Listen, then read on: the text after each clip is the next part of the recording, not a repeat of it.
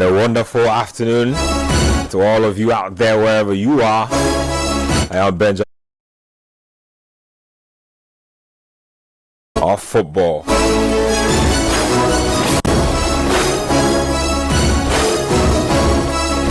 Your one-stop place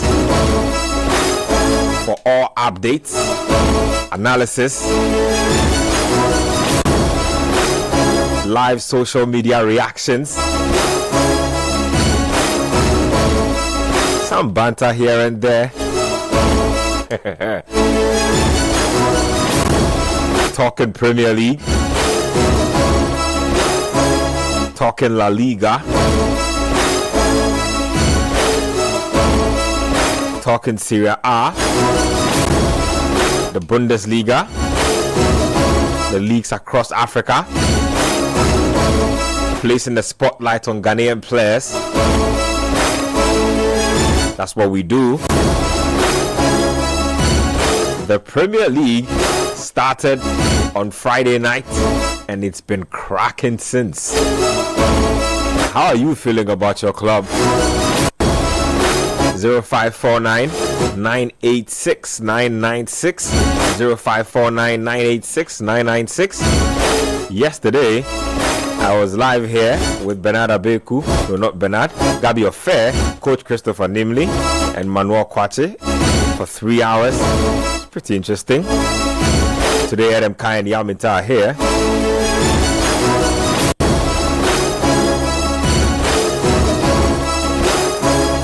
This should be good.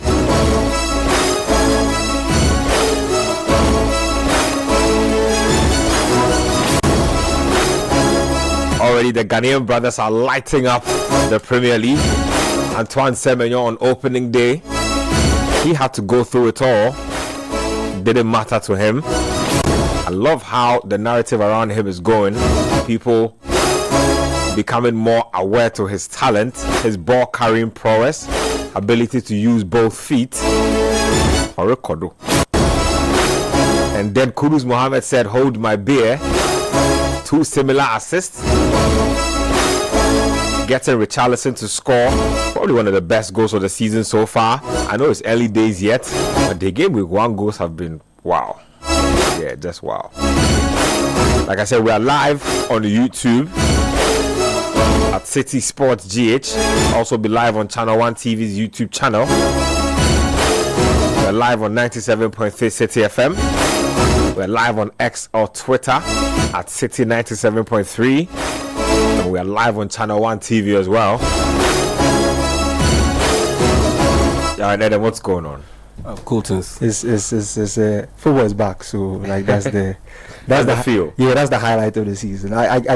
When we're coming to do Panorama on Friday and the Liverpool game was about to start, Gavi kind of like screamed it in here, and like the feeling came back. So like, yeah, it's just an exciting weekend, just taking in most of the games so far, and it's exciting stuff. Our Ghanaian brothers are doing us proud out there. Ghanaian brothers doing us proud. Yeah, we have a big game today. There's a big game happening, but you've been observing the Ghanaian brothers, the Liverpool unfolding. I could talk about Sunderland and what they were doing yesterday.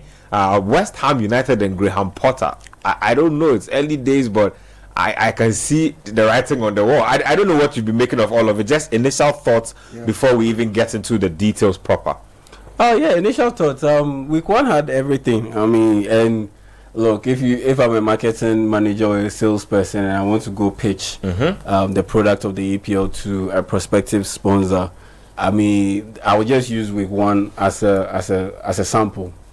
Just observe what happened in week 1. I mean, week 1, you had everything. You had the goals. Yeah. You look at Antoine Semenyo's goals against Liverpool. You look at Richarlison's second goal. Even today, look, Chris Wood, the goal that he scored for Nottingham Forest third goal. Yeah. And we are watching the second half. It's 3-0 for Nottingham Forest against Brentford. And Chris Wood has 2 goals. And the second goal was very, very well played through. And very well wigged. And so, yeah, you have the goals. The quality of the goals were on point. Then you had controversial decisions with that Liverpool Bournemouth game, where a Bournemouth defender clearly handled the ball, and there was a bit of a discussion whether he should have been sent off. VAR came in, bit of a weird interpretation. Those things came up. Yeah. Then even now with the Chelsea and Crystal Palace game, Eberechi Eze scored a hammer of a goal, but it got disallowed because apparently there was a bit too much movement in the wall, and it became more or less like an indirect kick. Some interpretations. No, apparently what he said was I think the distance wasn't the accurate distance. So but players cheat on the distance all the time. So it became more or less like, so it became a disallowed goal. Yeah. And so controversies, all of those things. And look, this will be in the news for a while. And from a marketing perspective, there's nothing like bad news. Yeah. Because at the end of the day, good news, bad news, it still puts your name out there. But it's just that you don't want it to be associated with that's how you manage it. It's just how you manage it. You don't want to be associated with it for a long time. So the Antoine Semenyo issue that came up with the racism bit, look, it will come up for in discussion for a very long time.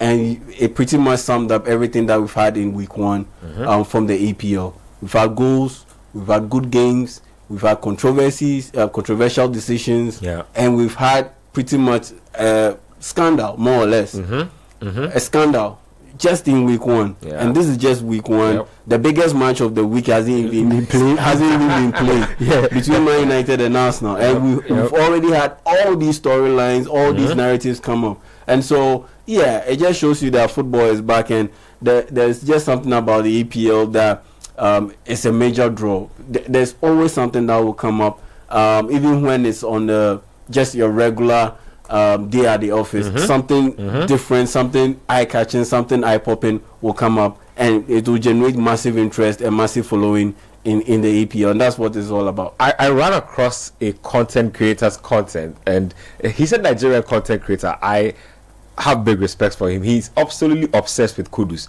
So he turned this whole Kudus and Semenyo performance into an agenda. He says he cannot believe for the life of him that Ghana can have access to a player of Semenyo's quality doing that type of stuff against Liverpool on opening day, have access to a player of Kudus's quality, and some way somehow managed to miss out on the AFCON. He flatly said that in his opinion, Kudus and Semenyo are the best winger pair in Africa. You can go and argue with whoever you think. He says that nobody can convince him that there's a better winger pair on the continent with either an Egypt, Algeria, Senegal.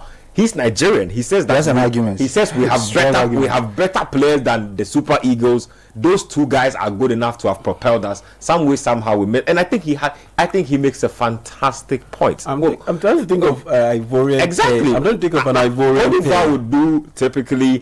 Maybe a Nicolas Pepe, Simon Adingra. They still play Max Gradel. Come on, bro. No, but Max Gradel has retired. After the last one, but the last with the AFCON, I think I understand him. But he was coming off the bench. But if you think about it, and I think Senegal also have quite a number of talented wingers but they are not big time. Like they are not an AFC Bournemouth scoring against Liverpool type wingers. That's what I'm saying. I mean, what? Well, you can think about probably find one, but like as a pair. Yeah, like, at the same time. I have to go through the Ivorian squad, but I think Ivory Coast would definitely have. I think Ivory Coast will have a pair of wingers that meets that standard. But anyways, I think he has a strong argument. Very strong. That's a strong argument. So. I was just talking about. At the end of the day, I mean that bit of info that he put out there, it just summed up how bad things were when it came to the 2025 AFCON campaign. It was just bad.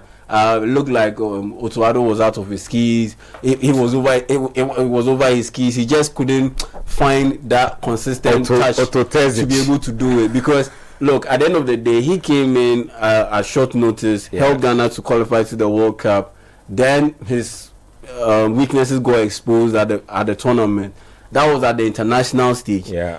Africa playing on their continent is different from playing in the World Cup, and playing in the AFCON further exposed his weaknesses, as in the way he will manage the situation off the pitch, captaincy issue and all, and the fact that you just can't use only skill to win games in Africa, because pretty much all the players on the continent are skilled. Yep. Though, yes, we played against the likes of Niger and Sudan, and they are not as skilled as most of our players. Yeah. But at the end of the day, they brought that physical edge and intensity, and their mentality was sharp, and that's what got them to be able to get the best, pretty much the best out, get better than us in terms of point accumulation or point tally. And so for me, it's just how we approach that AFCON.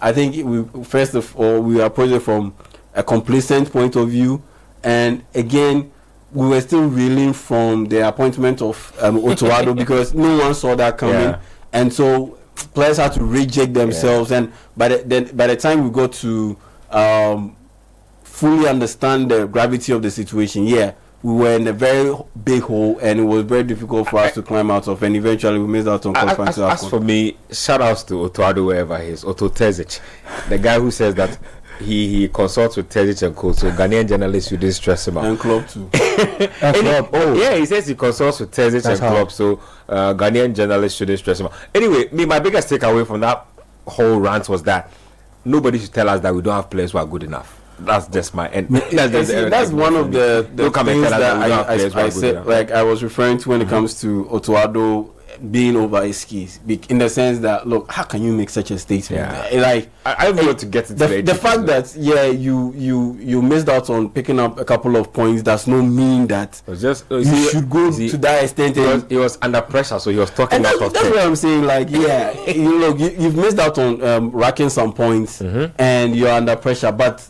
that's a no-go area. Like Ghana is a country where you cannot simply blame talent. And it's almost like you don't think the people are of a certain football intellect. Don't do that. If there's a problem with our national teams, then and it comes to quality, it's not overall quality, but the selection of the players. That's where there's a problem, and that's where you as a coach, you also have a role comes in. So if you cannot pick the right players, then your ability is also questionable. Because what I was saying about our pool is we have a great pool of players. I think if you take out the Montari ACN era, like this pool of players aren't bad either, and I feel like this pool is much wider. It's just because we have underachieved, we think they are not good. Because I think they are really talented players in the pool.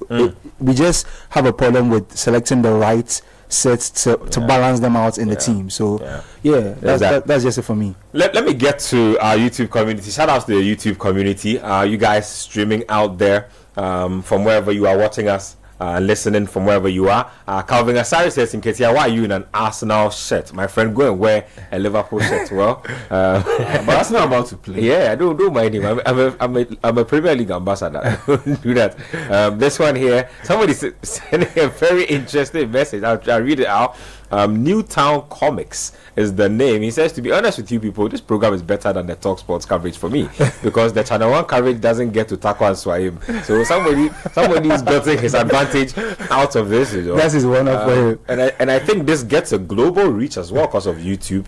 People can watch you from basically wherever they are, wherever in the world. So that's great as well. Thanks to you guys for tuning in. Nimsen Amwa says, West Ham spoiled my bet. You are betting on West Ham. It's up to you yourself. Anyway, let me get more. Abdul Malik says we are live. Yes, indeed we are.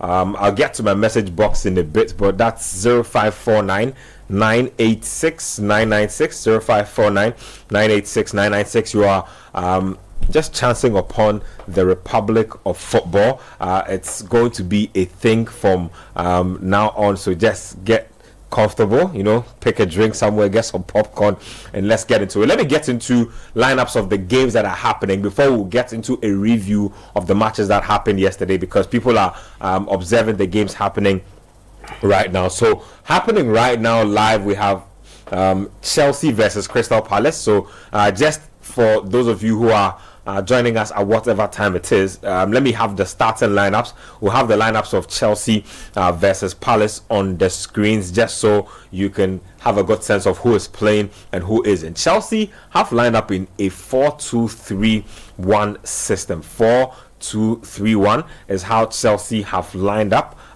When you look at the names on the sheet, Robert Sanchez is in post. I thought he'd be gone by now, or at least relegated to the bench. It hasn't happened. Reece James is playing a right back today. Good to see Reece James starting on opening day.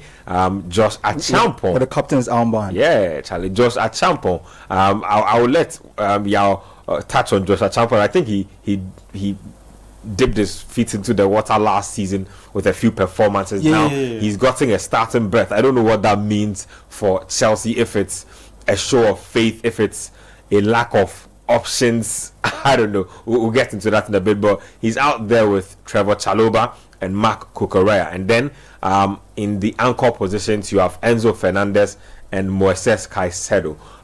Palmer, Pedro Neto. It looks like Jamie Gittins has had to come out of the game. He's been replaced with Estevao. Yeah, so Estevao's in. The Brazilian from Palmeiras, I believe. Did pretty well at the Club World Cup. Looks like he's also getting his opportunity here. Chelsea Premier League debut. That would be interesting to chat about. Joao Pedro is leading the line. It's goalless currently between Chelsea and Palace. So that's also something worth noting. Let me get your thoughts on the lineups there, before I even get into the Palace lineup. Chelsea look like a brand new team. Enzo Maresca has been speaking very harshly about the players he doesn't want to work with. There are some people who say that while it's cool to be ruthless as a manager, he also needs to treat people like humans, and he needs to be careful how he deals with some of these things. But this is his lineup for opening day. What do you make of it? You need to be careful how you treat humans, but in this world of ours, especially when it comes to how managers are treated and viewed, if a manager goes down this path, I understand, because the level of pressure or amount of pressure on them to deliver is absolutely insane, and especially when they need to clear out some players before they can really make some signings in there, because this squad, the squad that they have is already quite big enough. And so if they want to bring in a centre back, at least one centre back, which I'm sure they want to do and have reportedly stated so, they need to get rid of some players in there. And if those players aren't necessarily trying to help the situation by lowering their wages to ensure that that move is facilitated, it will get to a point, the frustration will get to the manager, who is dealing with that and has to deal with the tactics, the man management of the squad that are pretty much settled. And so it makes life a bit difficult for these individuals, and sometimes the frustration, I believe, slips through when they speak in these press conferences, and that's how come you find them sometimes uttering these harsh words. He's not the only one, and that's why I honestly believe that it's not an Enzo Maresca thing, but it's more or less a managerial thing, and it's a 21st century football thing, particularly with the top 5 leagues in the world, in Europe. Because have you heard and seen Pep Guardiola do saying, even Ruben Amorim, who doesn't even have that much cachet at Man United or in the English Premier League, listen to some of the things that he said about Sancho, about Alejandro Garnacho, all of these guys. So it just tells me that it's not that these individuals are bad people necessarily or are heartless, but it gets to a point where they are dealing with so much. The frustration is a bit very high, and expectations are high as well. Expectations are high, and it just slips. So for me, I wouldn't be too harsh on Enzo Maresca. But with the only surprise I have with the selection, with the starting lineup, is the inclusion of Josh Achampong. I mean, the guy is 18 years on his way to being 19 years. and he's starting, like you rightly put it, your preamble. I think it's a show of confidence. It's a show of confidence and a lack of trust in the other guys that he has on the roster, because Badiashile is not too good with the ball at his feet. Disasi the same. Wesley Fofana is very good, but can't stay fit. And so if you are trying to build on something that is stable to be able to challenge for the EPL title, he's not someone that you can necessarily rely on. And so when you look at someone like Joshua Champon, he's young, he's fresh, athletic, he's quite good with the ball at his feet, and he's able to run with the ball, move the ball vertically, and help push the opposing team backwards and pin them in their own half, and help out with the passing out from the back, building up from the back, maintaining possession and all. There's sound reason to believe why they will go in for him. And also there's a plus that he's English. You always want to give the young talent as much possibility as possible in terms of playing time. And so that's how I see it. There's a lack of trust in the option, in the options that they have, because if that is not the case, there's no way Joshua Champon, as good as he is, should be starting ahead of players who have received call-ups to the French national team. It's just that's the reality. But also, let me just give you an update on those who are missing out. So they have their centre backs are pretty injured. I'm just noticing. So Tosin has a knock according to the injury list. Levi Cole has a crucial ligament. He's going for like 7, 8. Romeo Lavia injured as always. And then there's Benoit Badiashile. They say he has a muscle injury, but I feel like Badiashile especially went from being highly hailed on every level to everybody just basically believing he was a bum overnight. I don't know what happened to him, but that was. I think it's just a couple of bad performances that did that to him. I think when he came in, he didn't start on a bad note, but it got to a point the performances were consistently bad. So after points like that, if you're performing at that level in this league, I don't think anybody's going to look at you and rate you. But he came in with a reputation. That's just the unfortunate thing. But I think was largely right.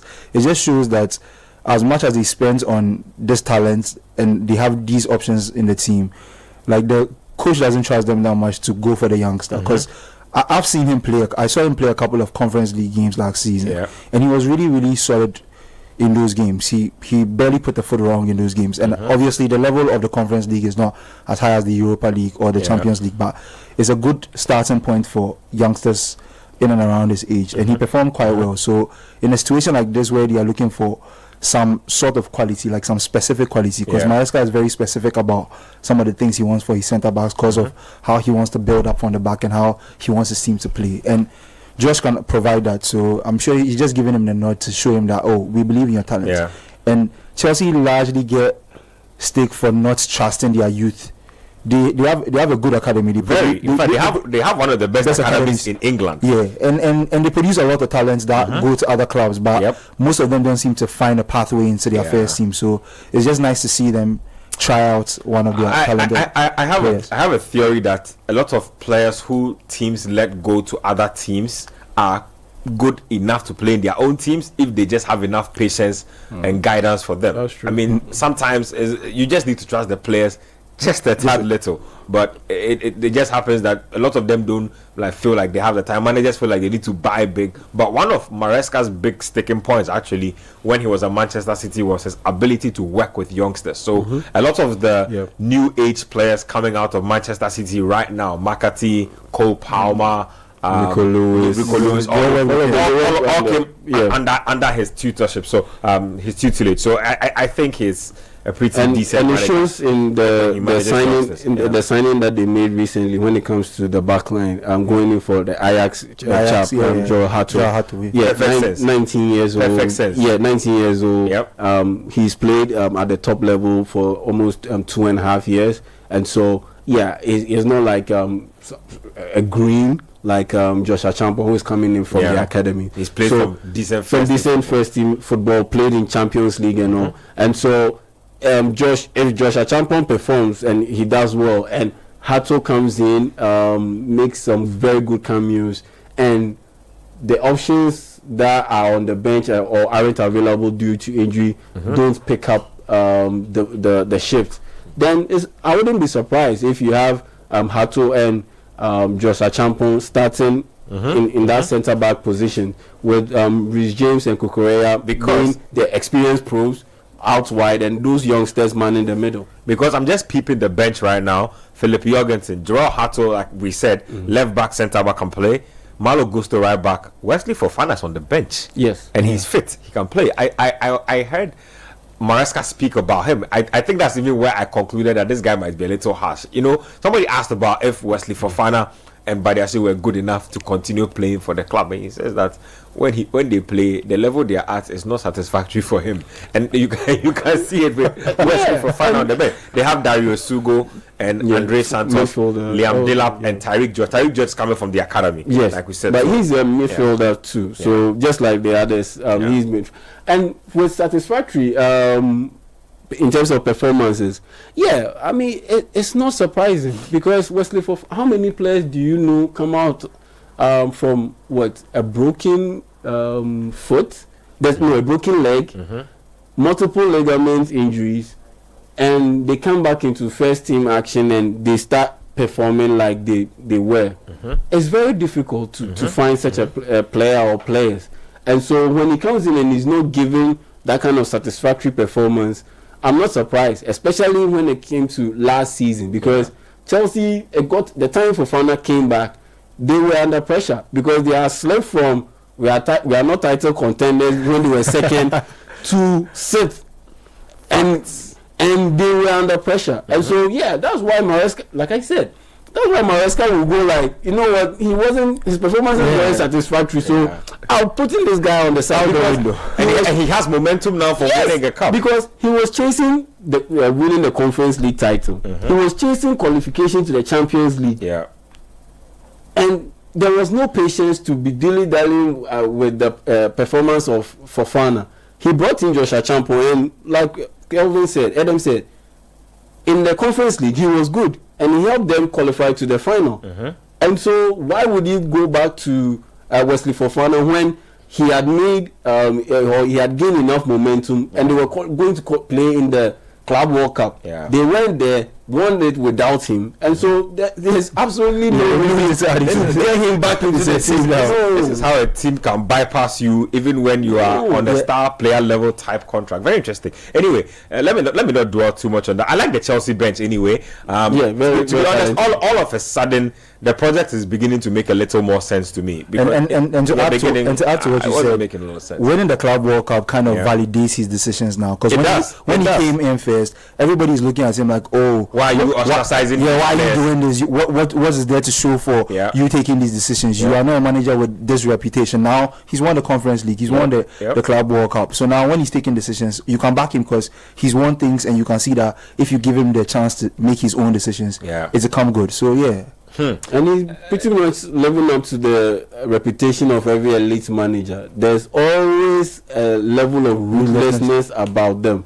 Even the lovable Carlo Ancelotti, even him, he has a certain level of Ancelotti is ruthless towards youngsters. He does not want to see a youngster until he absolutely has no option. Even those lovable coaches, they also have some level of ruthlessness to them. I don't know if you are familiar with Andy Reid, the head coach of Kansas City Chiefs in the NFL. Look at him, lovely guy, affable guy, always hanging around, laughing and all. But he has a rule. He does not speak to rookies directly. He lets his assistant coaches speak to rookies. So if you are a rookie on the defensive side, he'll talk to you. No, bro. He'll talk to the defensive coach or the defensive coordinator. Go and talk to this boy that he's messing up on this side, this side. If you're on the offensive side, he'll talk to the offensive coordinator. Go talk to your boy to do this because he's messing up my offense.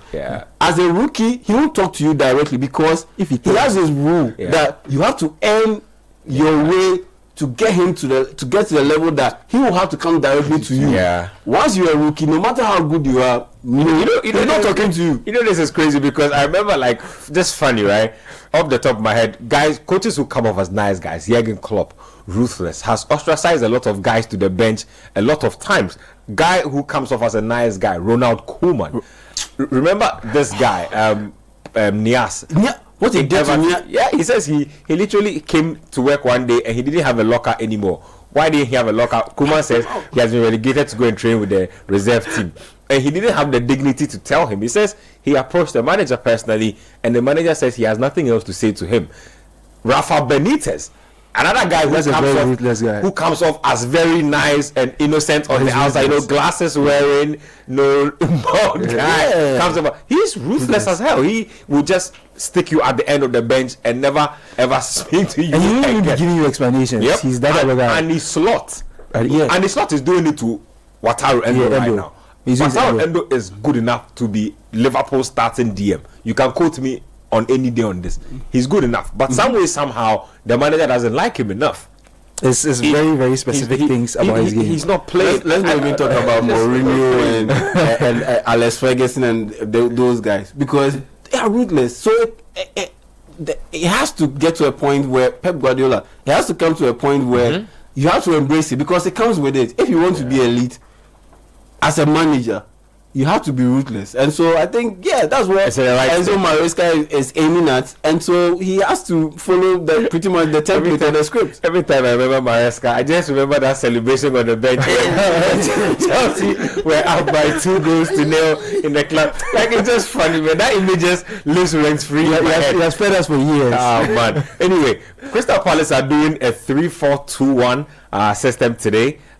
When you look at the system that they have going on, Dean Henderson is imposed for them. He has started winning things with Palace, so I'm sure he's very happy to be on this side. They have a 3-back system made up of Chris Richards, Maxence Lacroix, and Maguire. Maguire must be sick of playing for Palace. Anyway, Tariq Mitchell is at left wing back today with Will Hughes. I think Will Hughes has been substituted.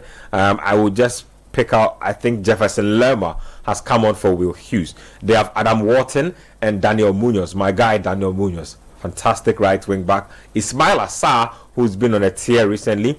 Abereti Eze, who can always do the unexpected, and then Jean-Philippe Mateta, a guy who is becoming more attractive to prospective clubs as he's getting older. Very interesting striker. Just quick thoughts on that, and I'll take Adam's thoughts on the lineup as well. Oh yeah, I mean, you can go to bed for, let's say, 3 months, get out of bed, maybe out of coma, and pretty much name the starting lineup for Crystal Palace, because you know this is the level of quality they have. Members who they will select. You know the members that will make the starting lineup, and I just love the way Oliver Glasner has gone about getting this team to more or less over deliver or outperform what is expected of them. Because when you put together a team that was the proper definition of middling, and you get them to be able to play the way they are playing, and in recent months or in recent weeks, in fact, they have started flirting with relegation multiple times before he came in, and in recent months and in recent weeks win two titles at the top level. Then you know that you are doing something well. For context, Palace had won no major trophies before these last two. No major trophies. And the fact, and beyond that, you are getting the individuals to play above and beyond themselves. Because, like you mentioned, Mateta, coach used to clown Mateta. Mateta was nobody before all the time. We used to clown Mateta all the time, like Mateta. What is Mateta? He was literally nobody before Glasner, right? Exactly. Now you see he being quoted by several clubs, at least per the reports. You look at Abereti Eze. You look at Adam Wharton. Look at Adam Wharton, for instance. He's one guy who is on the bubble of becoming more or less the England number one, because looking at the way Kobe Mainoo's performance have fluctuated, I see Adam Wharton ahead of Kobe Mainoo in the pecking order when it comes to England. You look at Dean Henderson. Now more or less he's like the England number one. He's more or less like the England number one or number two, behind the Everton goalkeeper. Jordan Pickford. He's more or less like the England number two. He surpassed Nick Pope when it comes to the pecking order. So for me, the fact that he's been able to get them to collectively play well, win trophies, and individually elevate their game, it just tells me how good a job that he has done. And in the lead up to this season, I wrote a little piece, and he and Andoni Raiola are my picks who are on the bubble. Let's say to make the jump to coach a top 16 if a vacancy pops up, because if they're able to do well as they did last season, that means you have some solid sample size that you can tap from and be able to use as an argument. To be honest, his resume is rich enough for a big club. Yeah, I mean, he's won the Europa League with Frankfurt. Exactly, there are people coaching bigger clubs with a lighter resume. I say if something happens at Newcastle this season, for anyhow, Glasner comes in. Very possible. Yeah, and looking at the way they are holding onto Chelsea's fight, I mean, 76 minutes. They've been frustrating Chelsea. Yeah, but what's going on? You know, the funny thing is goalless. No, but real talk is Crystal Palace have turned a corner for a minute. Like from the closing stages of last season, they just went on this surge where that led them to the FA Cup final, won the FA Cup final, won the Community Shield, and they've not slowed down since. And I mean, this is a London type of rivalry, West London, South London. This game means a lot to them in a lot of ways, and for them to have players who are being openly courted. And Maguire too. Yep. Yeah, and they're starting the game. Maguire being openly caught. Probably negotiating a deal with Liverpool as we speak. Yeah. And they're probably negotiating with Spurs. Eze is kind of on the Tottenham deal is kind of it's looking clearer. Adam Wharton, Mateta. If he continues to play this way or play well since he moved over to England, Lacroix will be another one to look out for. Big money move. Yeah, because he's French and he's 6'3". Yeah, very quick, very good, very pacey, very powerful. Can play in the back three, which is in vogue now. Yeah. Pretty much about half of the managers in the league are playing with the back three. Yeah, you'll definitely be courted by a lot of teams. And looking at what they are producing out on the pitch, I'm not surprised that they are holding Chelsea to a very frustrating goalless draw. 77 minutes? That's crazy. Chelsea headed for Chelsea swore that they were going to hit the ground running, but they've had to take Jean Pedro off to bring the laugh in already. Let's see how that goes. Let me get to my message box and read some of your messages coming through from those of you who are listening to us on radio. I'm not sure if some of you guys are watching us on TV as well, but let us know. Halilu from Kaswa, Liberia, says, good afternoon, guys. I'm enjoying the show from a 15-meter height on a warehouse roof in Kaswa, Liberia. What are you doing there? Please be safe. Right. Anyway, Chelsea, please, Aston Villa and Old Castle have cancelled 3 of my slips yesterday. Say Old Castle. Says, do me a favor. You are my darling club. Go Chelsea. Ayuba Halilu with that one. Ken Charles says that Arsenal winning by 2-0 today. The masked man and Nelly doing the job. So that's Victor Yokeres you're talking about. Let's go down. Nene Pupulampu from Dakoman says, with the new World BBC upfront in United promising a minimum of 60 goals, trust me, it's season 21. Go Man United. Hey Charlie, it says 60 goals. Which one be the BBC? No, Benjamin Sesko, Ryan Mbeumo. Charlie, BBC. Hey Charlie, I didn't know we have the BBC. I know is Benzema. You see, Benzema. So now they remix some. Football fans never learn. I always say that acronyms and one name taglines are for legends. Like, you don't do this for unproven players. Like, you haven't done anything. You started giving yourself. So why not if I say Jordan? You already know who I'm referring to. They did a 3 people. Like Cristiano, like Ronaldo. CR7. Like how do you call this guy? R9. You can do that, like that type of thing. Yeah, like, that's what don't do this. Like somebody said something like the last time. I was so shocked. I was upset when he translated. He said KDH, and I was like, what's going on? Who is KDH? I'm like, I was confused for like almost 30 seconds. He says Kenan Dewsbury. I said, don't do this again. Don't do this again. KDB. That's what I'm saying. Like this type of stuff is legendary statement. KDH, and I was like scratching my head. I'm like, oh, is it that I haven't eaten today? And you know you were lost for a minute. He said Kenan Dewsbury Hall. I'm like, why would you do this? KDB. What has he done to merit you? Like his full name has not even gotten out there enough. Oh no, do this. For instance, when I say Torres, I'm not referring to Ferran Torres. Can't be. I'll say Ferran Torres. Can't be. I will say Ferran Torres. But when I say Torres, you know what I'm talking about. Yes, do that. Man, football fans. Anyway, the big game. No, the KDH thing. No, I thought you were. The KDH thing is hilarious. KDH. Listen for the play. He said, a car from Nansoma says Citi Sports team today. NPP will dismantle Crystal Palace. NPP, Neto, Palmer, and Pedro. This is what I'm talking about. Do not do that. This is the type of misbehavior that I'm talking about. What do you mean? And Pedro. Nah. Oh my. KDH. Charlie. No, but that really got me. KDH. Why would you do that? KDH. Kenan Dewsbury Hall. Really? Guys, let's not be doing this. But just a quick one on the Nottingham Forest game. Brentford have pulled a goal back. But I've just seen a substitution and involving a player.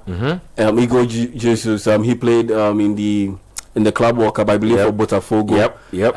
Very good player. And the player he replaced, I mean, I look at the profile of the player he replaced. That's Ndoye. He plays for Switzerland. I think on that note we can have the lineups for the Forest and Brentford games displayed on the screens. Go on. Yeah. And Ndoye, he plays for Switzerland, the Swiss national team, and he's quite pacey and pretty much a direct replacement for Anthony Elanga, who they sold to Newcastle. And so they're pretty much rolling out the same template that got them to success, a very successful season last season, albeit with some help from the off the court litigation issues. So now, instead of playing in the Conference League, they are going to play in the Europa League because of the issues concerning Crystal Palace and their registration issues and all. And so, Nottingham Forest, I love what they've been able to do so far, keeping Morgan Gibbs-White, bringing in Ndoye to replace Anthony Elanga, and also being in the mix for a couple of young guys in there. So I'm not surprised that they started their season on a very good note with 10 minutes left to play in the game, leading by 3-1. Brentford is one that yes, I know it's early days yet, but bringing in a new manager and losing, being on the verge of losing João Wissa after losing Christian Norgard and Brian Mbeumo, it could spell some major trouble for them going forward. Let me just stay on that lineup. So, talking about Brentford, I've been worried about them for a minute, purely because of how much upheaval has happened in their team following the last campaign. So they sold quite a number of their big names. In the defense, you have Rico Henry, Nathan Collins, Seb van den Berg, and Michael Coyote. Calvin Keller has the goalkeeper. I think that back is solid. If they don't get rocked by too many injuries, they are decent. Especially to Rico Henry, because he was on a brilliant tear, and I think I ranked him as the best left fullback last two seasons behind Pervis Estupinian. Before he got, I think he tore his ACL. And so pretty good wing back. Pretty good guy. I like that backline. I like Michael Coyote a lot. Fiorentina youngster. He's supposed to be Nigerian, but he's actually Italian. Like, that type of just like Destiny Udogie, third generation Italian, more like that kind of situation. I would put it that way. So Michael Coyote is it's about like 20 years, very young fullback, can play both at right back and at left back. He was, I think, during the winter window last year, and then they managed to make the deal permanent. Matthias Jensen and Yeho Yamuluk are the people or the players who started in this one. Jensen has been substituted, and I believe in his place came Jordan Henderson. So Jordan Henderson in the mix there, a guy that I was never really fond of. Anyway, a conversation for another day. Fabio Carvalho is getting a run in today. They completely wasted his time last season. When you say they wasted his time. No, he didn't also pull his weight. Fabio Carvalho. Yeah, He got some also pull his chances. weight. He didn't pull his He weight. barely He got chances. He got chances. He didn't barely pull put up his weight. performances He didn't that pull his keep him in weight. the And team. that's where the biggest I concern thought is. they were benching him. He got upset and then they played him a little. Yeah, I think that's where the biggest concern is. The front line. Because if you are taking away Mbeumo, João Wissa, and their replacements Fabio Carvalho and Luis Porter. Yeah, that's where there's a bit of concern. If those guys don't step up, yeah, the drop off in the goals will definitely affect them, and it will affect their standing in the league table. Let's talk about Man United and Arsenal. That's the big game for today. The big news is that the starting lineups are out, so we can dig our teeth into that. Yeah, but before we do that, just a quick one on the Semenyo issue, the racism bit. Look, I've seen the statement put out by Gianni Infantino, the FIFA president. Okay. Yeah, same old. Racism has no place in football. It's like a template that is lying there. Look, I think it says, "Hey, please activate the racism template." I think we should be serious about these things. They need to be serious. Look at the level of intensity and the energy they used to fight the Super League. We saw how intense it was. But this thing has been around for years, decades, and it's still not getting the necessary push. Just a quarter of that effort. Yes. See how they were all outraged by the idea of the Super League. Just a quarter of that effort. That's what they need to do to be able to approach this. Taking the knee and those taking things. the knee. Even Professor at some point stopped kneeling because it wasn't having the effect. He stopped. Look, at this point in time, call me crazy, but the black players who get abused should court other players to leave the pitch. Once you leave the pitch, the games will be compromised. Once the games are compromised, the product will be compromised. Once the product is compromised, the money eventually will be compromised. That's when the organizers will feel the need. Yes, will set up because it's all about the money. This Super League thing that you saw them aggressively campaign against, because money was at stake. Because the money. Their money was good to be headed. So adopt the same approach. Adopt the same approach in fighting this racism thing, because at this point it's getting a little bit out of hand. Because 2 days earlier, Matthias Tel of Tottenham Hotspur suffered the same thing in the Super Cup. Because he apparently missed the penalty. And all of a sudden he got racially abused. Online and in person too. And this is off the court, now off the page. Now online, look, if I'm a black player or a black athlete, yes, it's true, you can get endorsement deals off your tweets, off the pictures you post on Instagram, all of those things. But is it really important, and does it really fetch you the kind of satisfaction that you need because the amount of money you get compared to the level of abuse that you get, is it at par? Especially if players can be in a position where they can make money off their social media handles, endorsements and all those things, then it means that the player is pretty accomplished and is raking in some serious cash. So there's no major reason or need for you to wholly depend on getting endorsement deals online. So you can do without all these online platforms and make sure that, look, if you are not protecting me from all this nonsense, then there's no point in me being on your platform, because at the end of the day, me being on your platform also adds to your pool of money. Because people, athletes draw people to be on social media, to get on social media. So if they are there are people whose content creation literally revolves around the existence of athletes. Exactly. Literally. And you are making money off this content. So if the main players or the main actors in all this content creation, all of this sports content that brings you money are being abused and you are not doing much about it, then I'm better off taking off, getting off that platform. And that's what black players need to start doing. Let's say, imagine Marcus Rashford, let's say Bukayo Saka, I know he's very unpopular right now, but Jadon Sancho, he has a significant following. Yep. All of these players gang up and say, okay, we are taking our social media handles down. Trust me, Meta and Co, they'll sit up and do a better job at dealing with all these racism things. So for me, that's the little bit I have to say on the racism bit. It just needs to be a little more holistic. I agree with you. Let me get into starting lineups for the big game. It's at Old Trafford. The funny thing I saw today, the football fans are hilarious. Casemiro posted that he was excited ahead of the big game today, and then all of a sudden there was a meltdown in his quotes. Basically, they're pleading that he shouldn't start. People unhappy that he's posting that he be starting. I'm like, what is the meaning of this? A player has been certified by his manager after the week of training that he's starting a game, and all of a sudden the fans are up in arms against him. That, what do you mean by you're starting? Like, why are you starting the game? It was just hilarious to notice. But starting lineup is out for United versus Arsenal. Bayern, there is some post for Man United, which is interesting. Onana came back, started training. I thought Onana would be in post, but it looks like I don't know again if this is an injury risk management situation or this is also a sign of the times at United.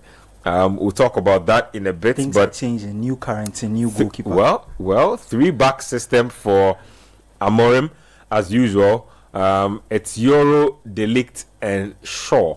And then at left wing back he has Dogu. At right wing back he has Diego Dallo.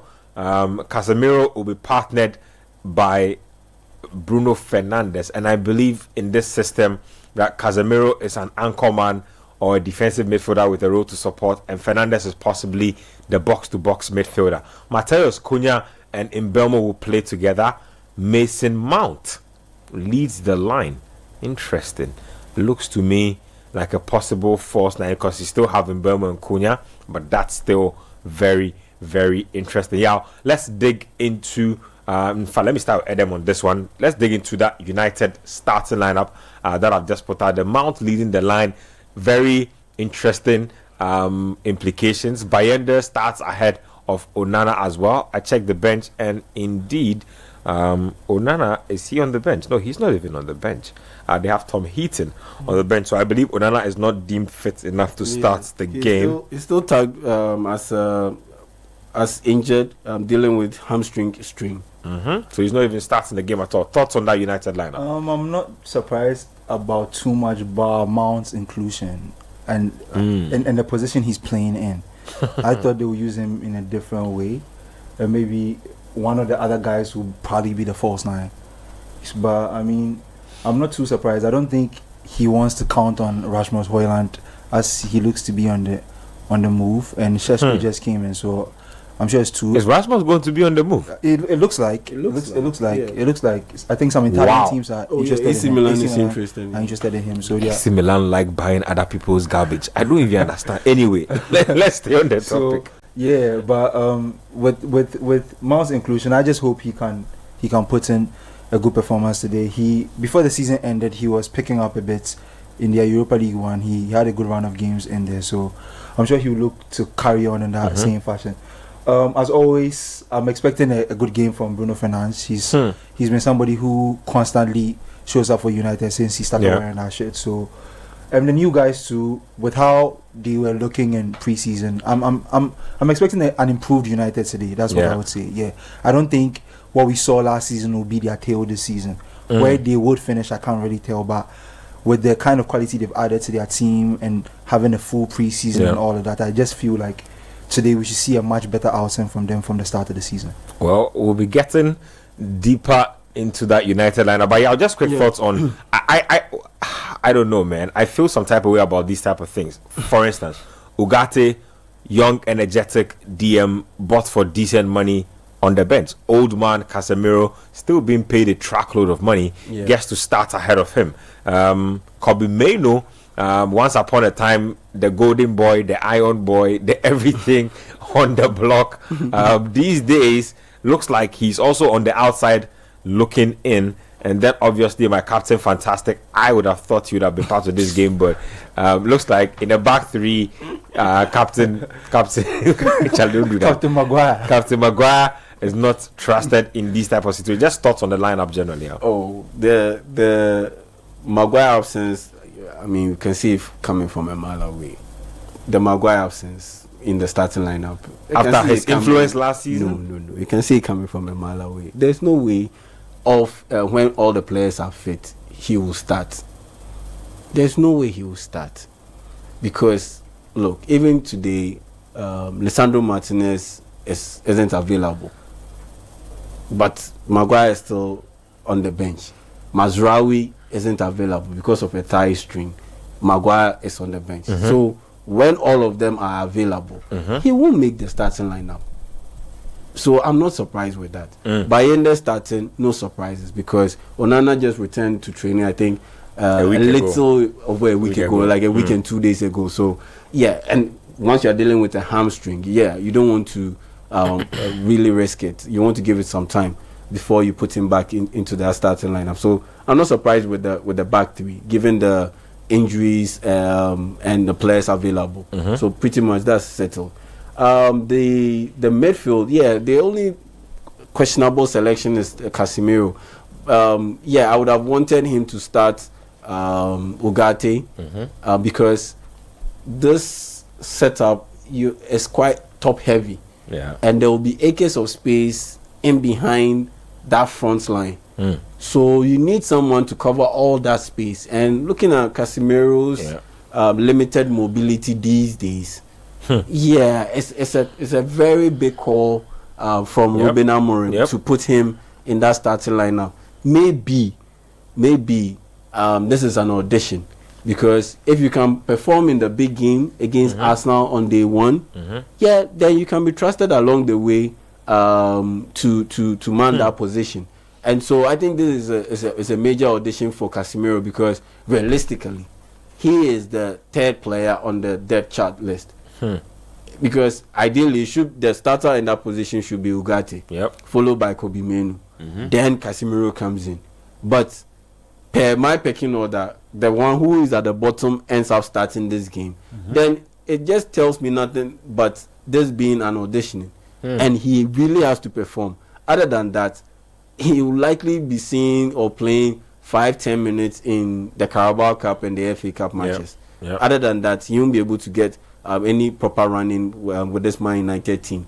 Then I look at the starting lineup, and it just confirms my fears that Man United shouldn't have spent all that money on Mbeumo, and rather they should have used it to get a midfielder and have Amad Diallo be the one manning that position.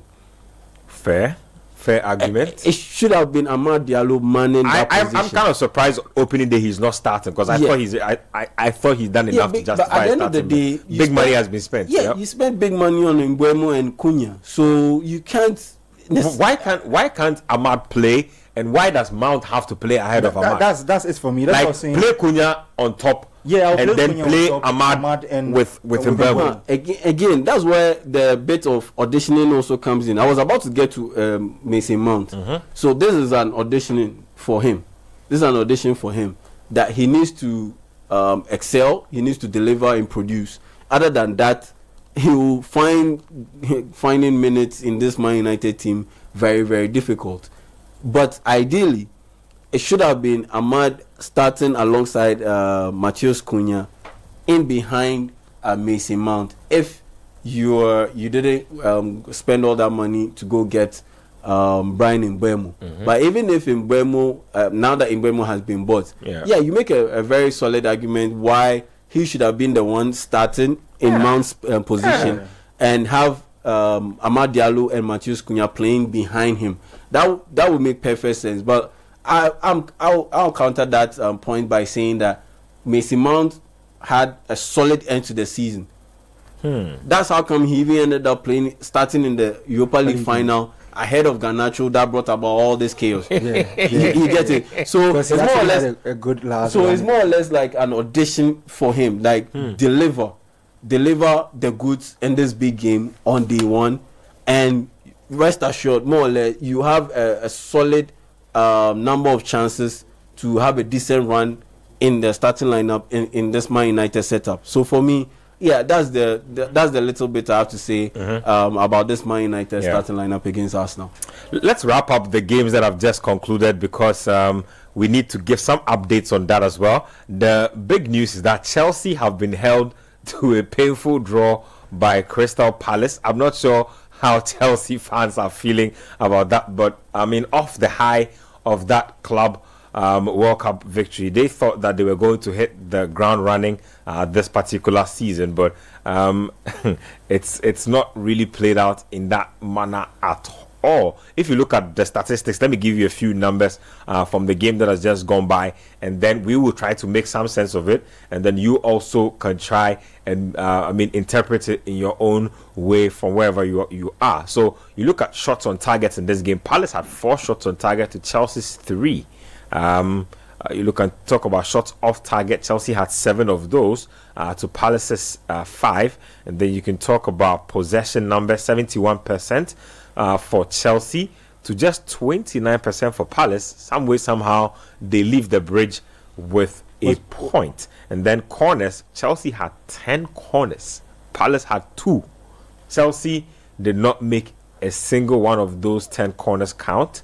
And then you can also go on and talk about throw-ins, 21-16 advantage Chelsea. You can talk about goalkeeper saves and all of those numbers. But the big news is that Chelsea and Palace have split points in this particular encounter. Yeah, let me take your thoughts on this result. Not the type of season start they were hoping for. Yeah, not the type of season start they were hoping for. But then again, yeah, Palace these days aren't a small club or an easy team to play against. I mean, they might not have the profile of the other London teams like Spurs, like Arsenal and Chelsea. But at the end of the day, under Glasner, they've morphed into a very, very difficult team to break down. And quite dangerous, particularly when it comes to the counter-attacks and all. And yeah, they've also built a reputation of being able to defend quite well when it comes to the set pieces, and you can clearly see that with the number of corner kicks that Chelsea had, and weren't able to convert any of those chances. Palace are pretty much a big team. You look at that back line, Chris Richards, Lacroix, Maguire isn't the biggest defender out there, but Mateta drops in to help make with up set for piece situations, to make up for that pretty tall team overall. Yeah, for that drop off in height, and you throw in Dean Henderson, and the fact that Chelsea, looking at their starting lineup, they aren't necessarily the tallest. Their team is not towering like that. Yeah, they aren't necessarily the tallest. So yeah, it makes life a little bit easier to deal with set pieces coming from the Chelsea folks, despite the quality of takers that Chelsea do possess. And so putting it all together, and the fact that Crystal Palace have been playing, they played a competitive, meaningful game just last weekend. And Chelsea haven't been able to do so, and the fact that they're holidaying for a bit. Their holiday was pretty short too. So if you are playing a team that has warmed itself up pretty well, and you are now getting yourself out of the cold on the first day, they will look. You will definitely look rusty. You will definitely look rusty, and that team that you are playing against is a quality side. And so 0-0 is not the most surprising result out there, but it's not the best result for Chelsea. At least I thought that with the quality that they have, a slender win. A slim win would do. I thought a slim win would do. I thought they would steal it at the death. But Crystal Palace largely reduced their possession to meaningless passing and floating of balls into the box that didn't really have an effect. So Glasner is doing a pretty good job. I would just love to see how the team looks should he lose either Eze or Gehi or both, because those are 2 players that are very, very important cogs in the team at the moment. So losing them will mean that he'll have to sit back and re-strategize with either existing players or whoever they might be able to do business and bring in before the window ends. If they end up losing Gehi, then they should look straight away at Arsenal to get a central defender. I think that they on loan. I mean, look, if you've known for a minute that you're going to lose Gehi one way or the other, unless they are delusional.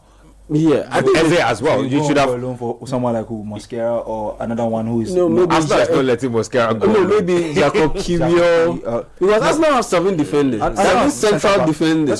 That's a good name to throw in, because I think Jacob Kivio is a good player who's not been given a fair chance at Arsenal. So probably, but does Jacob Kivio want to go on loan to Crystal Palace? That's the bigger question. At the end of the day, look, you're not going to get much running with this Arsenal team. You'll be reduced to playing the Carabao Cup and all. But with Crystal Palace, at least, you'll be still playing the Conference League and all. So, it's a big step up than playing in the Carabao Cup. And another name, if, let's say, Maguire goes, Crystal Palace should look at will be maybe looking at Man United, Aiden Heaven, someone like that. Maybe someone like that, because if Lisandro Martinez returns, Mazraoui returns, it will be very difficult for Aiden Heaven to get playing time.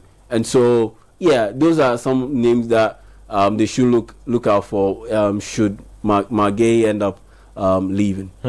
Well, Chelsea Football Club goalless draw against Crystal Palace. Very flat beginning to the start of the season.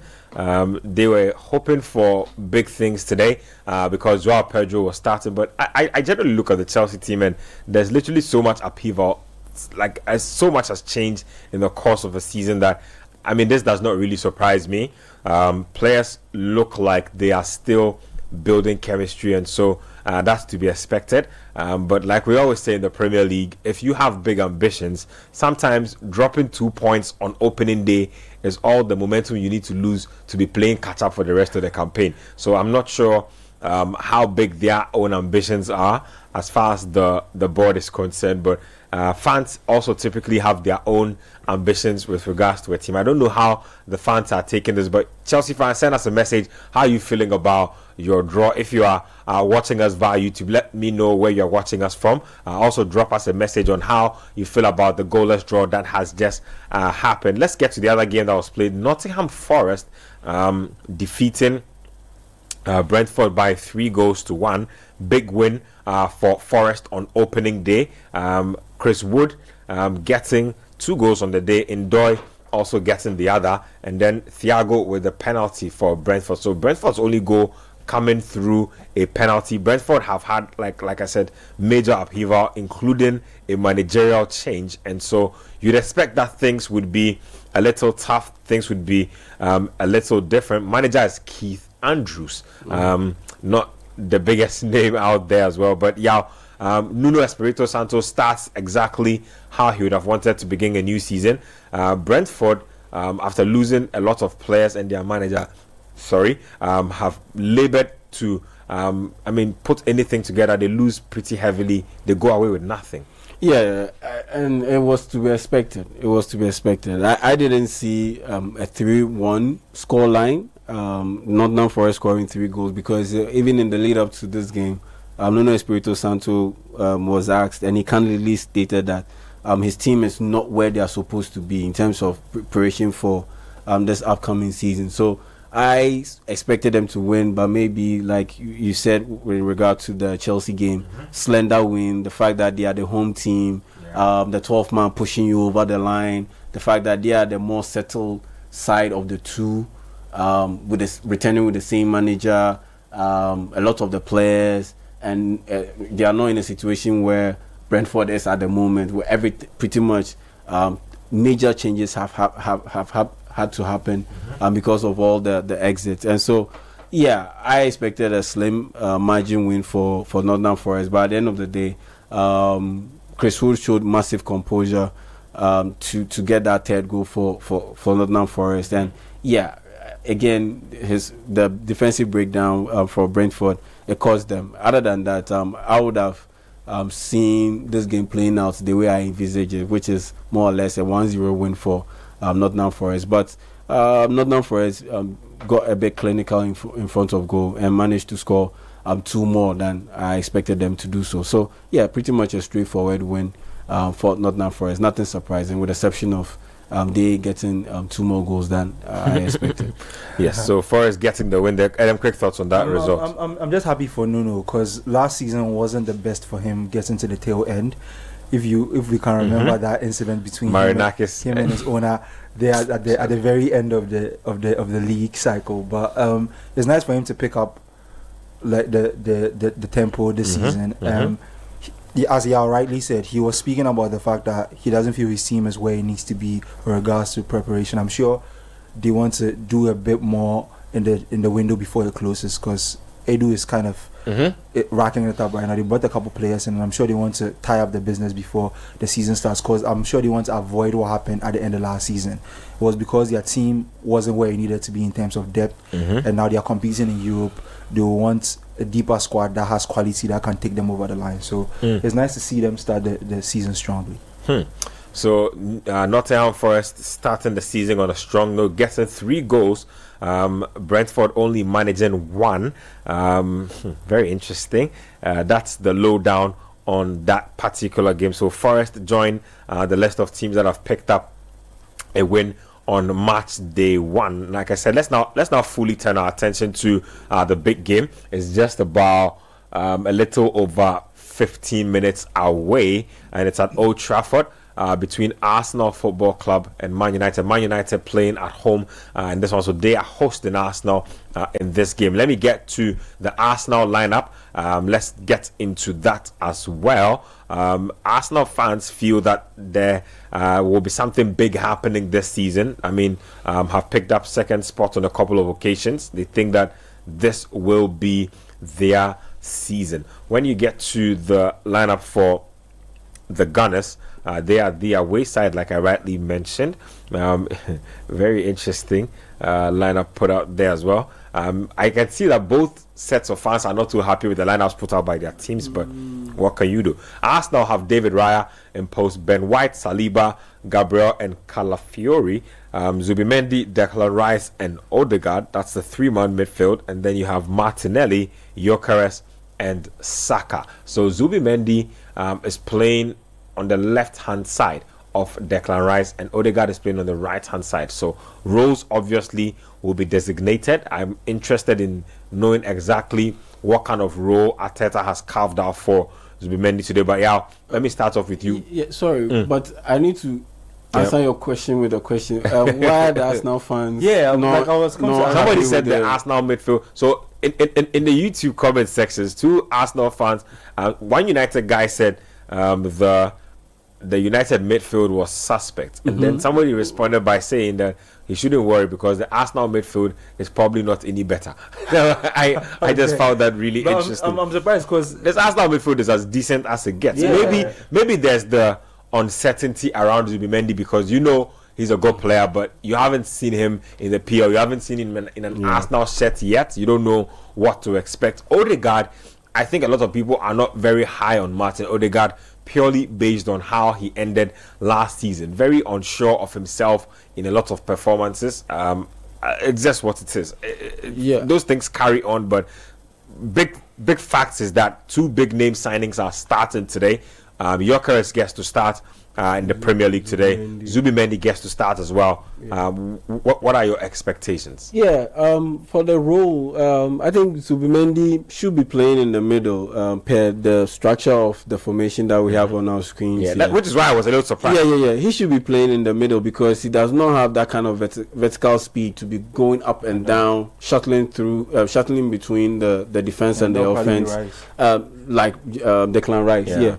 So that Declan Rice should be the one tasked with that role, and have Zubimendi play as a deep line playmaker, just chicha passes, just distribute the passes, long range, short range, diagonal passes, head them over to the lateral sides where you have your defenders, your wing defenders, be expected to be the ones to receive the ball and continue the move by dinking in the crosses to Victor Gyökeres to be able to finish them off, because that Martinelli and Bukayo Saka won't stay out wide. They will always drift a little bit infield, and that will create that pocket of space in behind for those wing defenders to occupy. It's a very good lineup that Arteta has put out there. My only worry is about the outlet out of defense, in the sense that if it's on the right side, Ben White.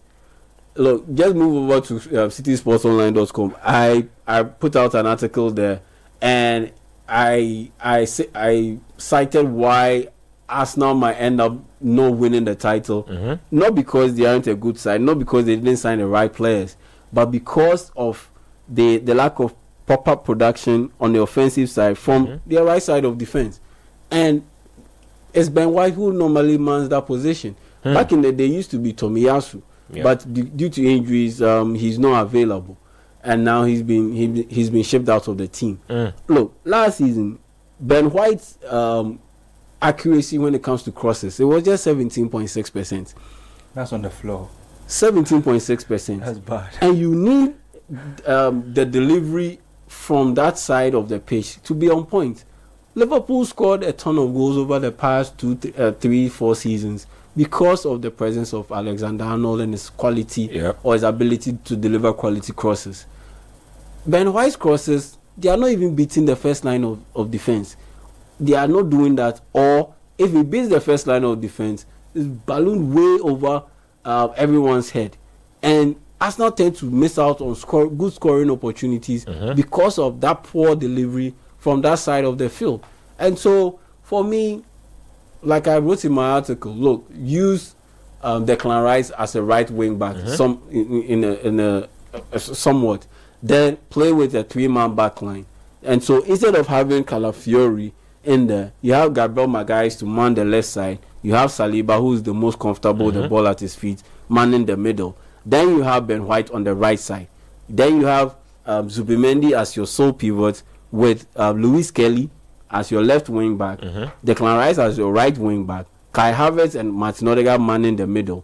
Then you push Bukayo Saka closer to Gyökeres and have those two play in a 2-man unit up top. I think that would be perfect, and start the evolution of Bukayo Saka, because these days he's not your typical winger.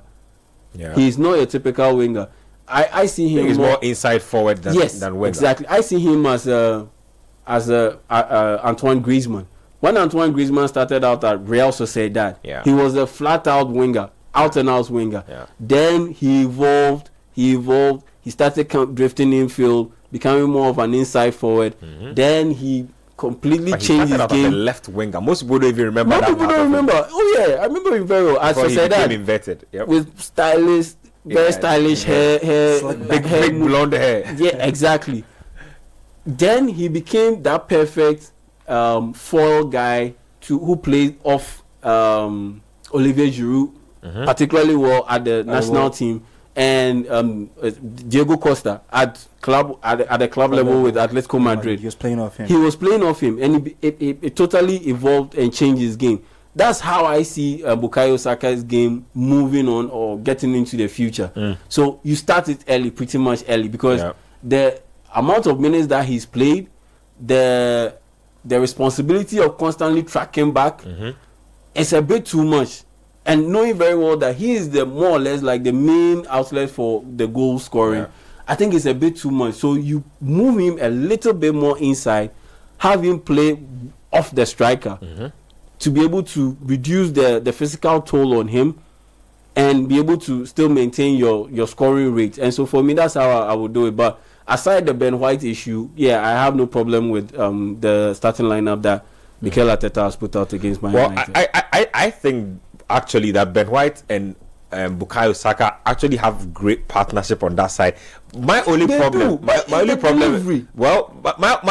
is that, like I've always said, I don't believe in this new modern manager philosophies about playing centre backs at fullback, because Ben White in my eyes will always be a centre back. I'm not even sure where this whole thing about playing players like that as right back started from, but it works for Arteta down that right hand side. So What do I know? Anyway, Bellyman says that regardless of what happens to me and my team United this afternoon, Chelsea has already made my day so good.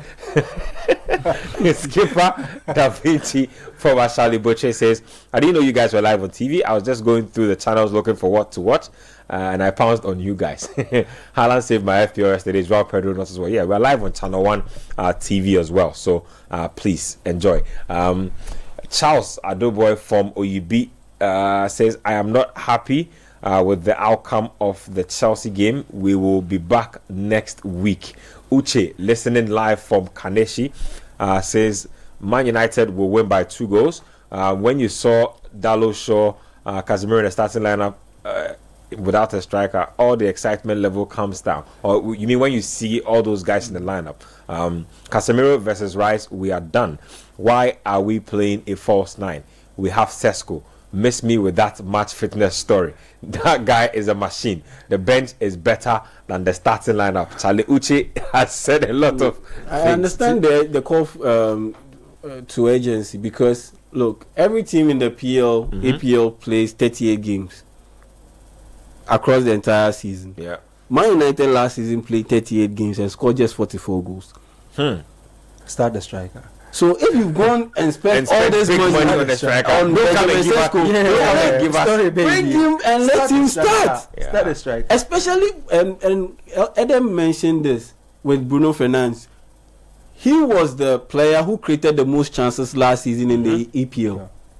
He created 91 chances. And Man United scored just 44 goals. And this is just one player. One player. The others also created chances.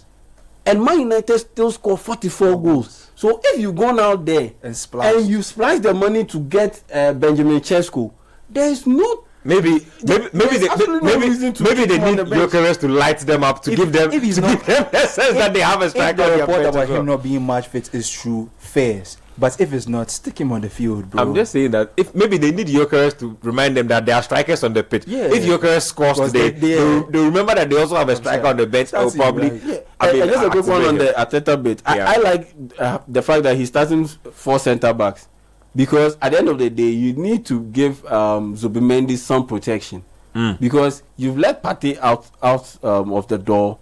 The qualities that Partey brings to the table when it comes to passing, reading of the game, he has it. But the speed and the physicality bit, no, he doesn't have it.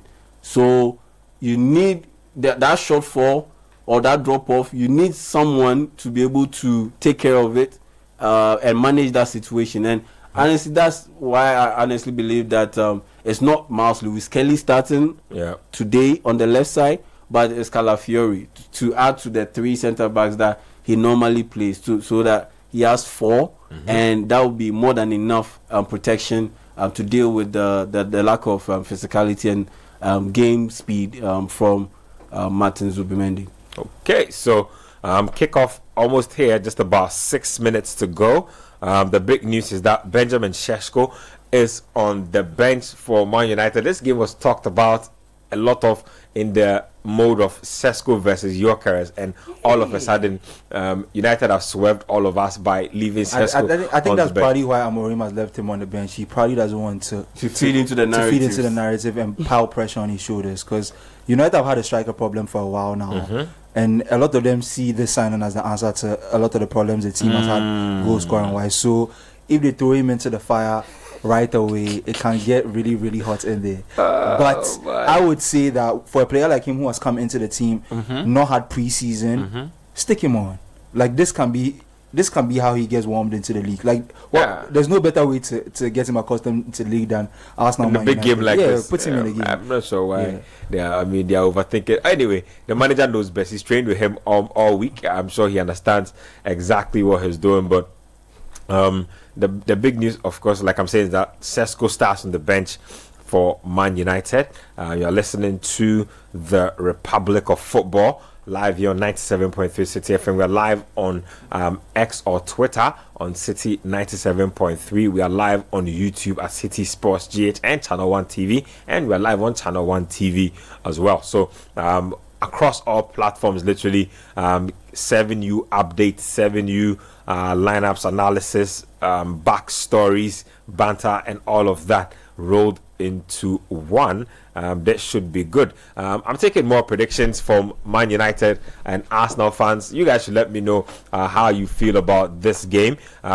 Predictions, guys. Let me know how you feel. Who is winning this game? Send us your thoughts via text, WhatsApp, and Telegram as well. 0549 986 996 0549 986 996. You can also send us your thoughts if you are watching us live on YouTube. Just drop us a prediction in the comment section and we will get to it.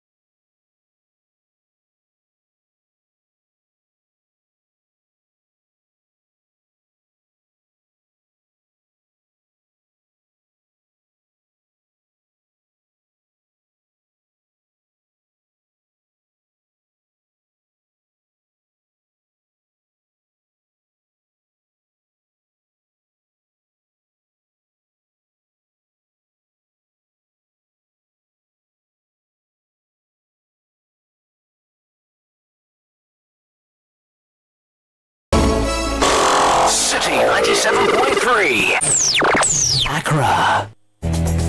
Hello everyone! Prices continue to drop at Electroland Ghana Limited. CDA Picky promotion on Samsung, TCL, Media and NASCO Electronics. Get a NASCO 24-inch LED flat for 899 Ghana cedis. Starting from 2,999 Ghana cedis, you can get 6 kg NASCO washing machine plus a free gas stove. And the Media Inverter 1.5 HP R410 Unicool split comes with a free blender. And when you purchase 65, 75 and 85 TCL QD Mini LED 4K TVs, you will get a free TCL FHD Smart Android TV. Now buy a Samsung 578, 582 and 636 liter side-by-side refrigerators and walk away with free microwave grill. Go to our showrooms and dealer stores across Ghana now. Call 050-315-9739 or www.electrolandgh.com for inquiries.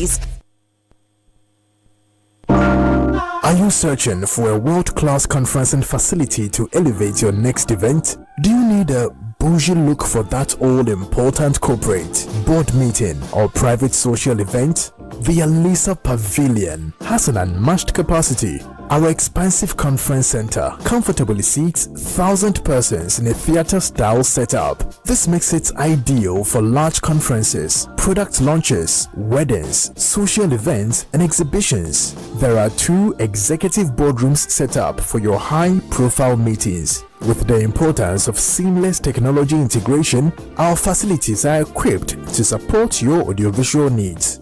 Looking for an oasis of bliss? Saunter into our Oasis Lounge and Bistro on Thursdays for Thirsty Thursday, while you enjoy a whopping 15% discount. Make a date for Saturday Barbecue, where we have alfresco dining for nature lovers in our lush manicured lawns, while you savor lip-smacking dishes.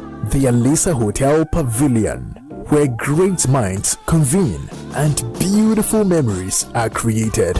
Alisa Hotels, our Kwaba means more than just welcome. Citi 97.3 Accra.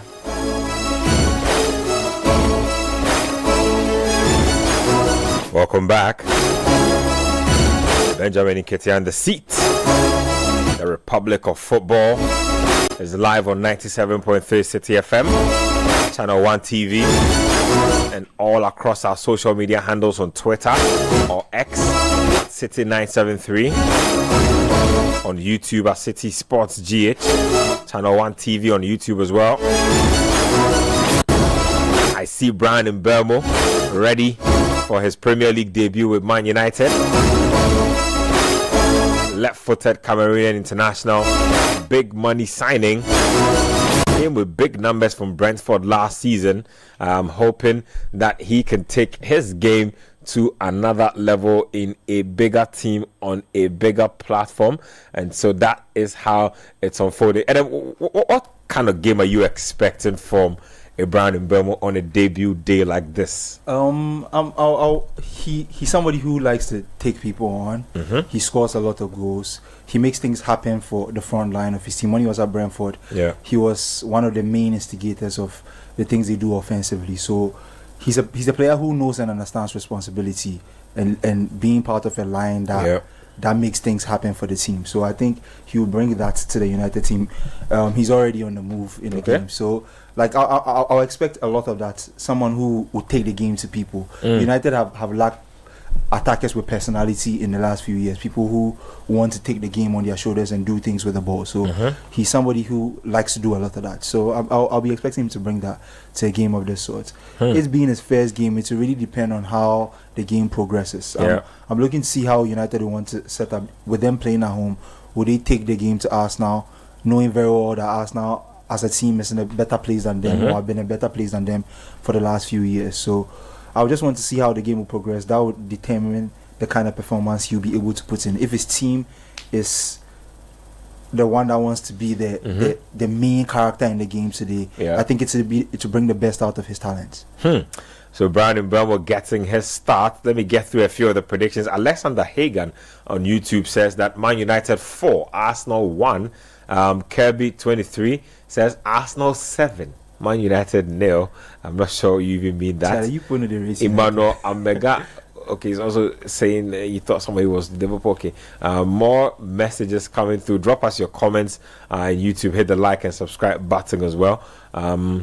Let's get into more messages. Ebo Isaac watching live from Sakomono Village says, good afternoon, Ben and the guys. Stubborn Chelsea held Palace to a goalless draw this afternoon. Hate watch was successful. United winning against Arsenal by 2-1. Elisha from Ashaiman says, good afternoon, guys. The Newcastle fan, why are most managers nowadays obsessed with the 3-back system? I've checked most teams and that's their formation. Maybe the world is healing from Pep football and choosing a more robotic one. Anyways, easy win for Arsenal at New Trafford. I don't think he's a Newcastle fan. It's interesting for me. Well, the 3-back system basically is an overload system. I think that's basically the underpinning principle. You can morph it into a back five, and then when you go forward, it can give you more numbers to overwhelm your opponents. It's malleable. You can play with it when you need to. When you need to turn it to attack, it helps you do that easily. When you need more bodies behind the ball, so it helps you easily. So I think that's why managers really like that system. The problem with this is that if you find a team that knows how to defend properly, you will be exposed multiple times. You could end up with a bucket load of goals. Anyway, 3-back systems, I don't know, those are the purest managers, the people who like philosophy things. Like they are overly enamored with keeping a certain philosophy and that type of thing. But it's 4 minutes or so played in that game between Man United and Arsenal. The Arsenal jersey is delicious. That jersey is white, just white with trimmings of burgundy and some gold in there. Adidas are really going in this season. And then there's Man United. I don't know about United, man. I'm never ever excited about United jerseys, especially the home jerseys. Like every team will find a way to excite you one way or the other. But I mean, have you seen a third jersey? Either I've seen it. That jersey, I feel like that jersey is cool. The black and neon. That jersey is really good. I've seen it. And they had one from the last set that was all white. That was really nice. The third jersey they have this season, they had something close to it, either a season or two ago. I think coach even has one jersey like that. It's decent. It's decent at best. You sound like a Liverpool fan. No, not really. It has nothing to even do with Liverpool. It just is decent at best. Like Arsenal throw down like killer jerseys. I feel like Arsenal always go from even from way back. From way back. Yeah. Like Arsenal have always had really nice kids. Yeah, I think it's a thing that Chelsea are on and off. They are hot and cold with kits. Liverpool are pretty consistent with good kits. At least on the home kit level, you know you are getting something nice. United, Chelsea, I remember, was it last season? yeah. They had this water bending, water bender. It was a no-no. I I don't know, a bunch of eels. Yeah. I think they were trying to try something new. Yeah, water bending. That's what I'm saying. Chelsea are very hot and cold with their kits. United are not cold or hot. They are just meh. They're just there. Oh, I think uninspiring. I think you guys are being harsh on United. I think don't know, United man. do have some. They have an all white with red jersey from I think a season or two ago that I really find nice. Yeah. And I think the third jersey with this particular set is really good too. Well, look at Brandon Bournemouth there. Looks like he's up and running. I haven't seen much of a him. shot on target. Yeah, with his right foot too. Yeah, looks like he's. United are pressing pretty solidly up the field in this game generally, but I'm very keen on seeing how they flip around the situation from what happened in the last campaign. Also happening is a Spanish La Liga game. I believe it's Celta Vigo versus Getafe. We'll be giving you updates on that game as well. So it's 35 minutes played in that game. Bordalas is in action. Borderlands football. The less said about him. I'm surprised he has not in quote unquote collected his name for being a haram football specialist, because the football they play is ugly. I don't know how he gets away with not having that reputation. I mean, it's Getafe. They don't play a lot of competitions. So, But you know the other thing about La Liga I noticed yesterday. So I was observing like opening day enthusiasm challenge. La Liga needs to do better, man. They need to up their game. Like the commentary is just man. Anyway, you know what? They have everything else, like analysis on points, stadium visuals. They have some graphics they do on the pitch with like percentages and stats. If they just get a better commentary team, it's not even.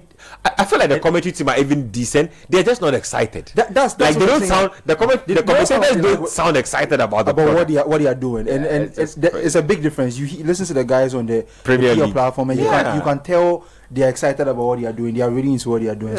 I completely understand you, because there's some exciting games there, but the commentary alone. Commentary can make a boring game exciting. Yeah. Like the commentator can be selling you a complete facade of what's actually happening. We experience it every day in Ghana. I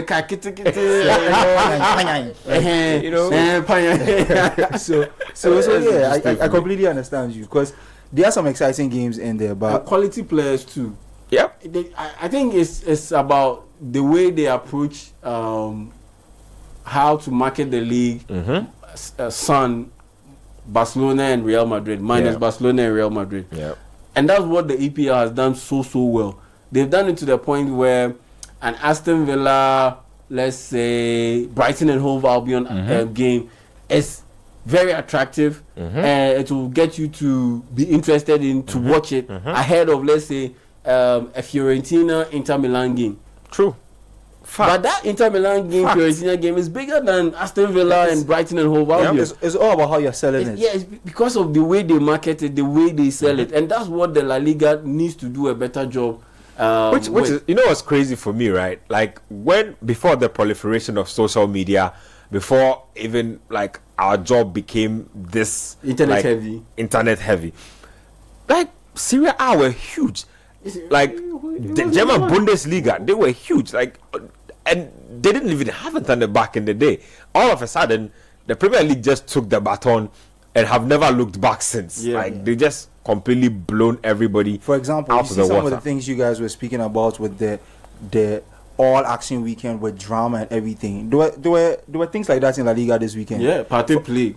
That was that and the fans applauded him when he played. That was something there. In the Barcelona game, there were a lot of talking points about the referee, the red card, a lot of things, but there's barely any noise being made about it as compared to what happened in the Premier League over the first match day. So it's just how they are marketing their products. Well, I like generally the the pace of this United game. Just to even get back to that, look at that. Yeah, Mason Mount showing why Ruben Amorim picked him ahead of defensive work, Højlund and Benjamin Sesko. Providing cover, because like I said, playing Casemiro Yeah, it comes with these issues. It comes with this limitation in terms of being able to cover the team defensively, particularly when they are open, like the one that we just witnessed with Arsenal counter-attacking off a corner kick. And so, you need his mobility, but it's just what he's able to do. So you feel in terms of goal scoring that will help pretty much underline the score for Robin Amorim to select him. So you feel his inclusion adds like someone who will run more off the ball to compensate for. Yeah. Oh, I mean that's always been the case with Mason Mount. Like one thing you get out of him is hard work. But my problem is that like if you're a footballer and hard work is primarily your most elite attributes, I don't want you on the pitch. You can sit on the bench. To be honest, I can get people to give me some level of hard work as well and balance it out with good technique and good tactical knowledge. I don't need like just legs for legs running sake. And no disrespect to Mason Mount, I don't think he was that guy when he first broke out at Chelsea. I remember he won Chelsea MVP of the season and stuff like that a couple of seasons ago. I think that's the kind of guy United thought they were getting when they put that heavy amount of money on him, not an energy merchant, to put it lightly. I just think. But when you come into Man United and you've had to deal with injuries for the past 2 seasons, the way he has had to deal with, the way to work your way back into the team would have to be an energy merchant. That's the way you have to take. You have to do it, because at the end of the day, you have players way ahead of you in the pecking order, and so that's how it has to be. In order to play your way back into the team. So that's the word so far. It's still goalless between Manchester United and Arsenal. It's the super game of the weekend, and what a game to have on match day 1. Already looks like a pretty even affair, pretty end to end so far. I'll be getting some reactions from social media also in a bit, just so we can peep what the folks are talking about. Should be interesting there. Gary Neville is a pundit and a former Manchester United player. He believes that United have settled better in the first 10 minutes and have dominated possession and are looking pretty much like the confident team that they should be looking like in the opening 10 minutes. I think we have a goal on the cards, and it looks like Ricardo Calafiori has given Arsenal the lead. Just when I was giving United props for spoke too soon. Look at exactly what it is. Exactly what it is. The Arsenal fans are doing some small meeting in the huddle, but big news, big goal, huge goal. Ricardo Calafiori opens the account for Arsenal to begin the season. I don't know why, for some reason, I never forget who scores a team's first goal of the campaign. And look at that. So, corner whipped in, I believe it was Martinelli. And that's a goalkeeping error. Declan Rice. Again, like I said, crossing ability, Declan Rice. Wow. That's pretty much an Olympic goal, if you ask me. But the goalkeeper touching it. Yeah, just let's talk through that goal real quick. The quality of the cross, first of all, and then I take Bayern there being muzzled. I think this is a set piece routine at training. They basically set somebody to mark the goalkeeper just so he will be distracted when the ball comes in. Looks like it has worked. Yeah. Get a big bodied player to just rough him up a bit. Put in some sharp elbows into his ribs a little bit. Yeah, get him off his usual mark or his spot. More or less, because clearly he came out to take that ball and only could get half a touch on it. Yes, and look, I've seen this happen.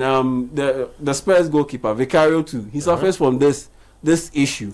When players get physical with him during set pieces, it kind of throws him off, and he's not able to get to his spot or his mark enough to be able to either make a catch or to punch the ball out.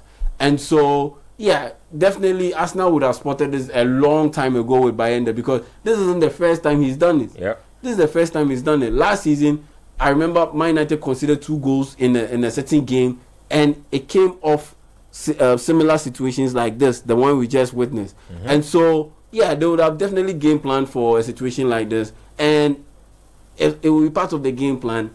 And yeah, William Saliba executed very, very well, brilliantly well, to be able to just shift Bayende a little bit off and prevent him from getting a full blow to that ball and be able to fist it away. He just fluffed at it, and Calafiori was right there to just tuck it home. Is the last touch of the goalkeeper of or Calafiori? Because I think it will be Calafiori. I think it's Calafiori. Yeah. So because the half seemed like an own goal, half seemed like Calafiori got the last touch. what is there a penalty? Now, let me just give you some stats. So, Arsenal scored 27 goals from corner kicks last season.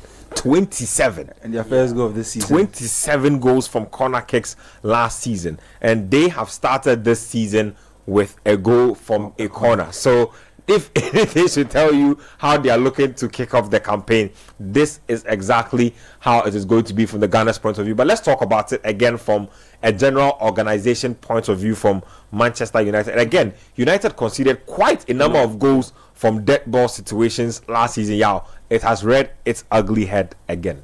Yeah, but this one, it has nothing to do with organization. It has everything to do with the goalkeeper, and that's why there's a call for Man United to get a goalkeeper, because Bayende is not it, and if it means pushing Onana to become the backup, then so be it, because he has also had his fair share of struggles in this kind of situation in previous seasons. So yeah, I'm all in for the goalkeeping issue to be resolved, and this is another reason to do so. Right now, Man United have a free kick in the This is a deadly position. I thought that should have been Brian Mbeumo. That looked like a left-footer scaler. Yeah, I'm not sure who took it.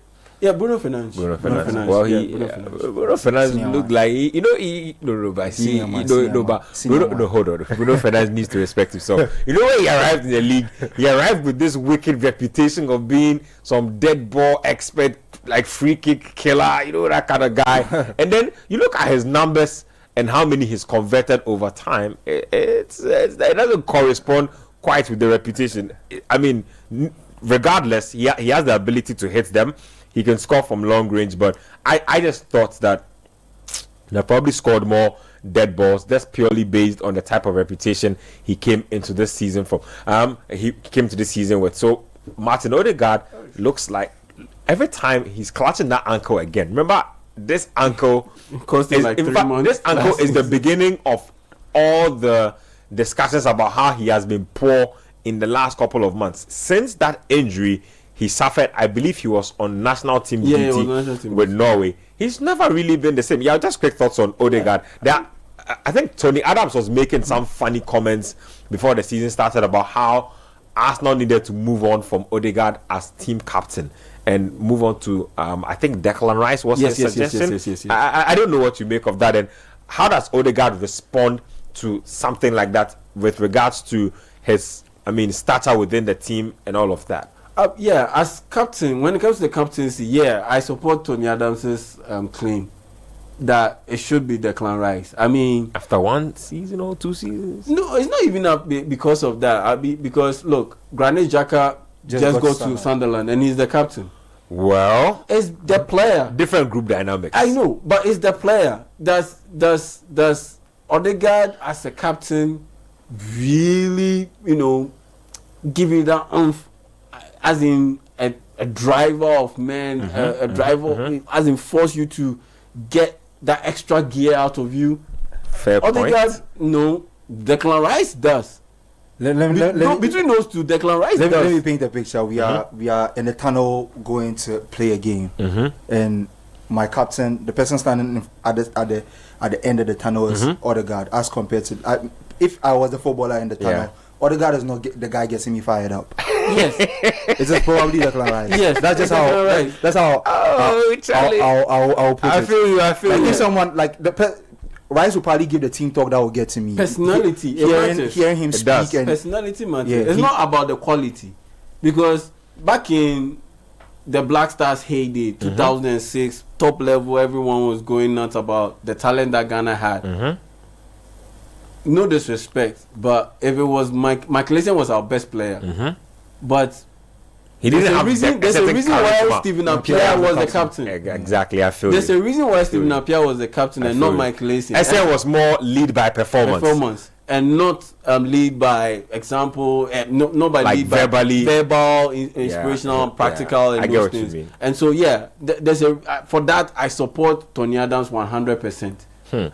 And for the other bit about his performance, look, when I hear Uncle in relation to dipping form for a player who dribbles with the ball that much, I'm just thinking of Eden Hazard. It is a death knell. I'm just thinking of Eden Hazard. It is pretty much game over. Yeah. I'm thinking of Eden Hazard.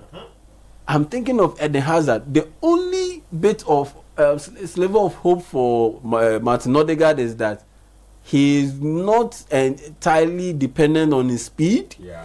And on top of that, he doesn't necessarily play in a position where speed is of the utmost essence. Yeah.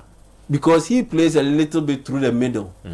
But with other guys like, let's say, Eden Hazard, they played out exclusively out wide. Yes, you can get past your player with your skill, your dribbling ability, but you need to be able to drive that ball to a certain area of the pitch and deliver that cross, or to be able to progress the ball further. And in that sense, when you lose that bit, you lose a lot in your game. But with Martin Odegaard, it's not really a major issue. But at the end of the day, that when you have a guy who is that good with the ball at his feet, having issues with his ankle. It's not too much of a good news. And especially for an Arsenal team that doesn't necessarily create a lot of chances going through the middle. Because they are so vertical. And that's why every time Thomas Partey played, they did so well. Because he brought an another layer of passing range and ability that Declan Rice necessarily wouldn't give you. Let me give you context on how ankle injuries have ended a lot of careers. So Eden Hazard, you said, is one. And the Hazard situation was peculiar because he even said after multiple surgeries that he still felt pain in his ankle and that he just couldn't move the way he used to move back in the day at Chelsea. Jack Wilshere, I mean, broke his ankle and was never ever the same again. I can talk about more recent, even Wayne Rooney, ankle injuries set him back in the final, stages of his career. N'Golo Kante, ankle injuries is eventually what slowed him down and then led him to head to Saudi Arabia. Paul Pogba was another. He struggled with ankle injuries all throughout his time at Man United. He's always, agility, moving moving in tight spaces. Frankie de Jong recently was struggling. So this season last season he was integrated well, and even after he came back from the surgery, he complained about feeling pain sometimes when he played some games. So they were kind of slow with him till he started picking up minutes. So it's very important. If you're a player who relies on agility, especially Neymar, how could I even forget Neymar? More recently, that's like something you should be looking up to. Let me just get you through a few numbers as far as this game is concerned. So when you talk about head-to-head with regards to Man United and Arsenal, you can talk about league position. It's 12th and 8th as at now. Total points 1-0 has happened so far.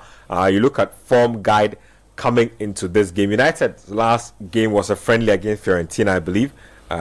Ended 1-1, and then Arsenal beat Bilbao by 3-0 in their own final game coming into this one. So you can talk about previous competitions or previous meetings between the two teams. 206 matches played between United and Arsenal. Arsenal have won 71. United have 86 wins.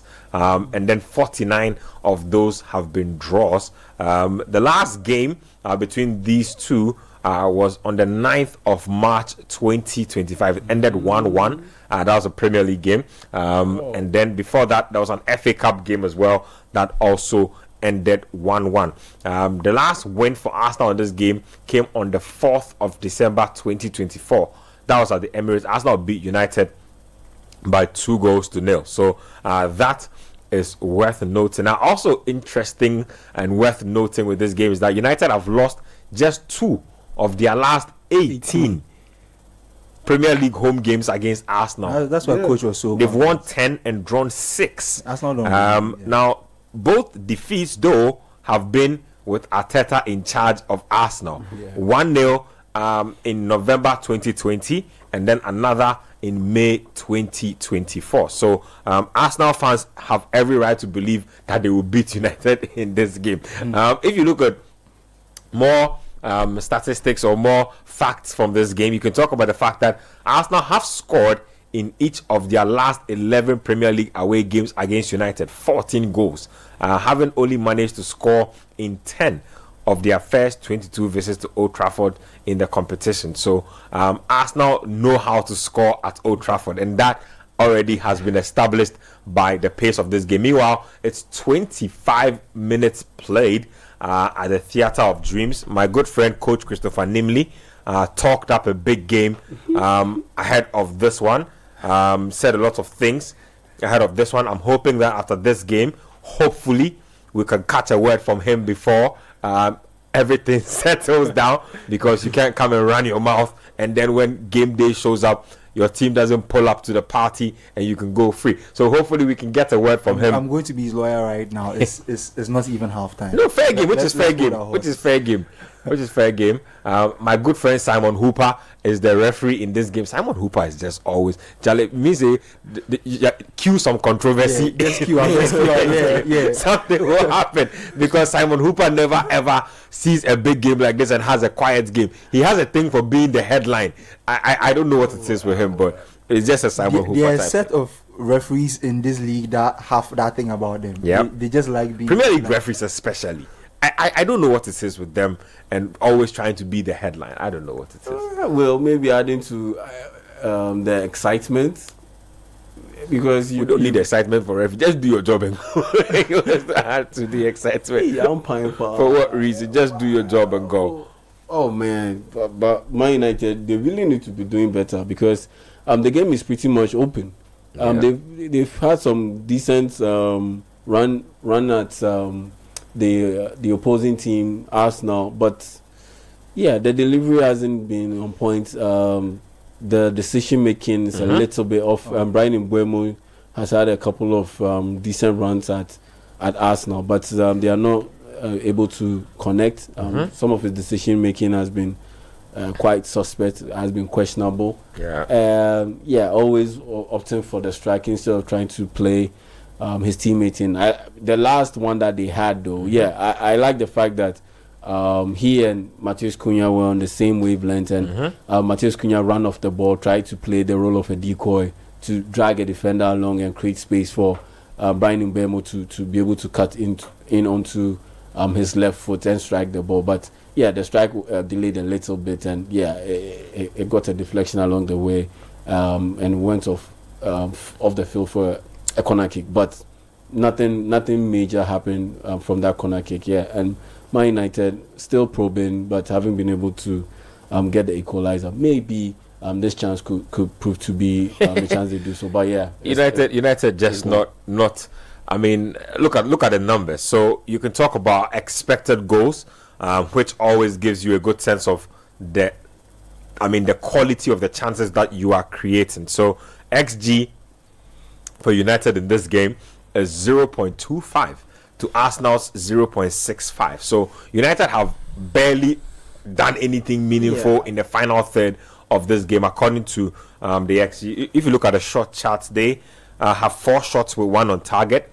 Arsenal have 2 shots and both of them have been on target. So Arsenal are dealing with a quality over quantity type of situation right now. And when you look at the possession stats, same as well. So broken down to the decimal, 56.9 for United, 43.1 for Arsenal. And then you can talk about total touches in the opposition box.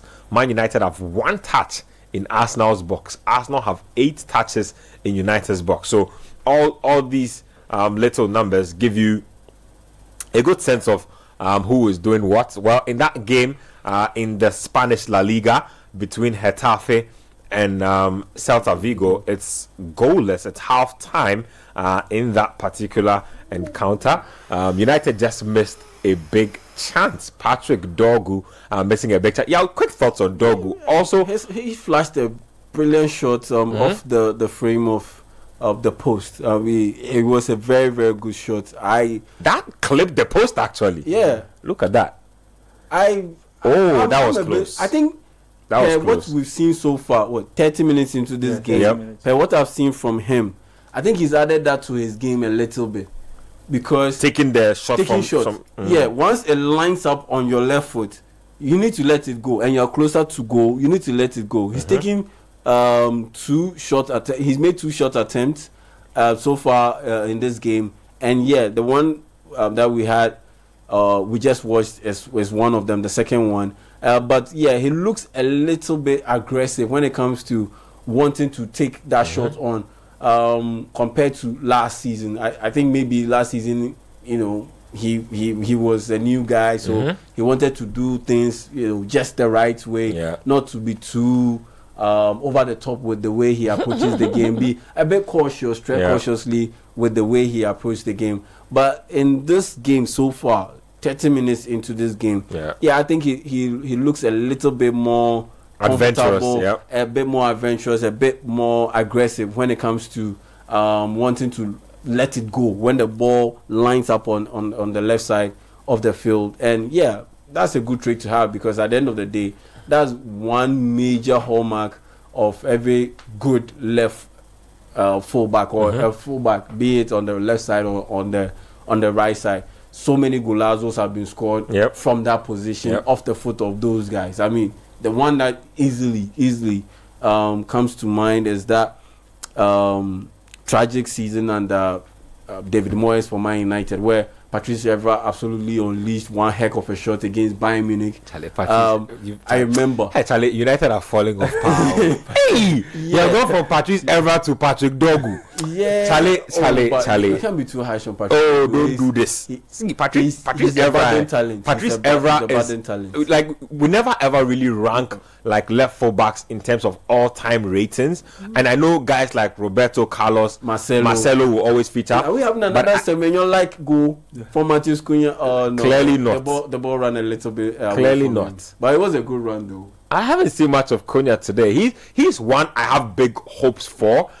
In terms of his arrival at United, I've always liked Cunha. Like I like strikers who can create their own goals. Like he can do something out of nothing. I don't like the strikers who are consistently relying on midfielders to give them stuff to make things happen. Cunha can unleash from 35 yards out of the blue and get you a goal. So hopefully we can see that version of Matheus Cunha, but that was, I mean, a glimpse of what he can possibly do when he gets on the ball. It's good to see Bukayo Saka also back though. We don't talk about how much Arsenal missed him when he was out last campaign. That literally just took the light out of their season when he went out with that injury. You look at that run, opened up, like I was saying earlier in the but that is terrible midfield play from Arsenal. How do you let one player run all that length? I think he got lucky with the last bounce. He got a little bit lucky. With the last bounce. So was Ekitike. It's part of it. I mean, in the lead up to his goal, he got that lucky bounce and he was able to get it. I feel like players who scrap are the ones who get lucky. Like you don't give up on the run. There are legs in your way. They try to kick you, but you keep going. And that's how the ball. There's consistency. Is that type of consistency that will create the luck. Fortune favors the ball. Arsenal need to be careful. I mean that was not a good look. Three players in the midfield just run in between. Because the game is open, and you ask yourself, okay, where was Mason Mount? Because he had dropped deep, and so they had to work rate. He had dropped deep, so they had to account for his presence, and that's what Cunha spotted, and he exploited that space and run through. And so I think it was a good move from him to be able to take advantage of that space that popped up. And just as we are watching Ghana's very own Gideon Mensah get interviewed during the halftime break in AJ Oxley's game. I'll be bringing you guys some updates and scores from the French League. So they have also kicked off their season. The biggest piece of news is that Mohamed Salisu is nowhere to be found for Monaco, and he's fit as well. So I'm just asking myself what is going on with Mo Salisu. We'll be getting into talk of that, but it's an area of concern or a matter of concern because the latter part of last season he wasn't getting any game playing time. That's why this is an area of concern because the level or the number of did not play is increasing and it's increasing fast. But at least on the positive side, when it comes to the French League in connection to the Black Stars, Abdul Salih Samed, he signed a 3-year deal to join OGC Nice. Yesterday he was in action. He played for OGC Nice in their game against Toulouse FC. They lost to Toulouse. And on the Toulouse side, there was Francis Abu, who recently moved from Belgium to Toulouse. And so, Ghana Black Stars players are making moves. I think now there are about 10 or 11 players who are in the Black Stars that play in the French League. And so Sally's just moved to OGC Nice. OGC Nice. OGC Nice. He was at RC Lens and he moved to OGC Nice. So he's reunited with his manager. Frank Heis. Frank Heis is the one who gave him that big season. RC Lens. His first 2 seasons at RC Lens, he was brilliant, and it was under Frank Heis. And after he signed that deal, he highlighted the fact that he getting back or reuniting with his manager was one of the reasons why he signed that deal to join OGC Nice. And it's actually a way better landing spot than I would have envisioned for him, based on how his career has gone. Going to play in the Champions League qualification. They finished 4th last season in the French League. Very decent. Very decent, because RC Lens, they are nowhere close to OGC Nice now. The struggle will still has left. They have their own issues with finances, selling players, and so what's going on there. The French League do some nice graphics though. I'm just looking at the graphics for the Auxerre game. And Gideon Mensah was speaking in French. Actually, Gideon Mensah speaks pretty fluent French. Very interesting guy. Elisha Owusu does sing.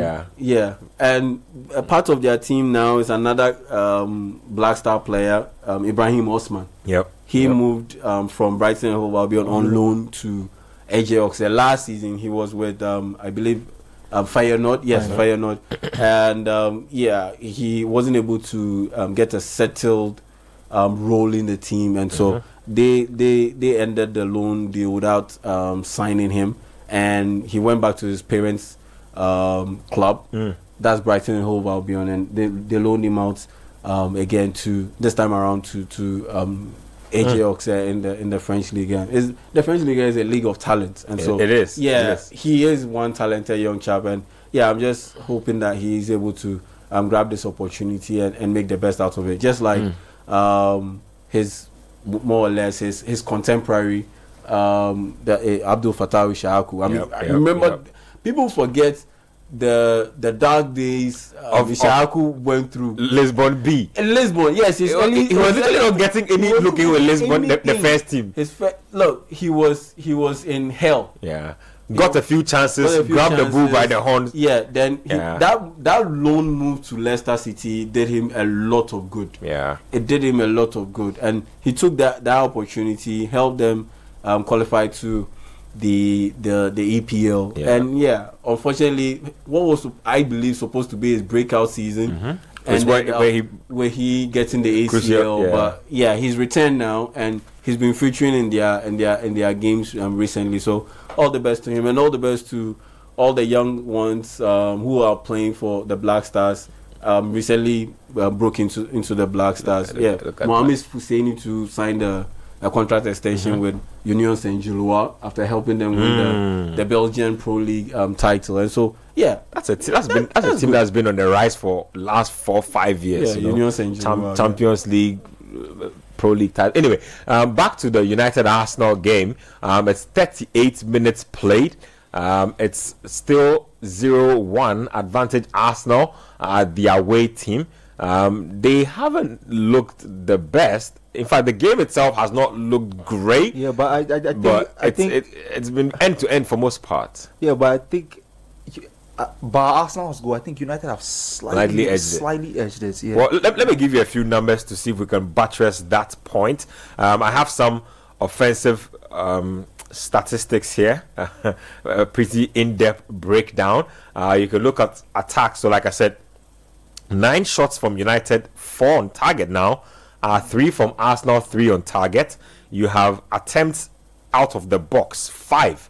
Arsenal have 1 attempt. So I think that should give you a good sense of what United is dealing with in this game. They've attempted 5 shots outside the box already, and Arsenal have attempted 1. One of those hit the woodwork by Patrick Dogu. We saw a pretty feeble shot by I think Cunha or Yeah, Mbeumo. and he forced another save from David Raya. But I think Man United are struggling to be able to break down the Arsenal defense, which is a bit surprising, especially with patented plays, touch and go kind of combos. They haven't been able to string those kind of passes or pass combinations together. And that's how come you see them attempting a lot of shots from long range, because they are not able to play their way through that Arsenal backline, and which is a bit surprising, because normally when they go for pre-season and they get back into the campaign, this early part, those are the things that you look out to see from the teams, because those are the things that they work most on during the pre-season period. And so I'm a bit surprised that they've not really delved into that bit, and they are relying more on long range shots. But so far so good. I think Man United have been good, but that mistake from Bayende, I think this game will still be goalless and would have Man United slightly on top. But the fact that they've had some decent chances, haven't been able to take advantage of those chances, and they've conceded a goal, it has taken a little bit of the shine, a little bit of the lustre from how you generally evaluate their performance in this first half so far. I think 42 minutes into this first half. So it looks like we have a yellow card. Simon Hooper is giving somebody a telling off over there. I'm not sure who he's talking to right now. Looks like it will be Calafiori. So a goal and a yellow card for the young Italian. He's literally trying to take Mbeumo's shirt off. Yeah, he recognized the danger because he missed out on the ball. You remember what? I mean, he's Italian. He learned from Giorgio Chiellini. Definitely. You remember when you miss out at the 2020 Euros? Yeah. Once he missed the ball, he realized that Saka had acres of space in behind. He just pulled it down. Sometimes you take one for the team. Yeah, adopt the dark arts. It helps in such situations. It might be the difference between 1-1 and a 1-0. Trust me. And I'll never forget this classic story about the Madrid derby in I think it was in the Champions League or UEFA Super Cup, where Morata was just streaking in on goal, and he had beaten Sergio Ramos for pace, and Federico Valverde was the only one who was able to keep up with Morata's speed, but he was trailing Morata, and he delivered a tackle that got him red carded.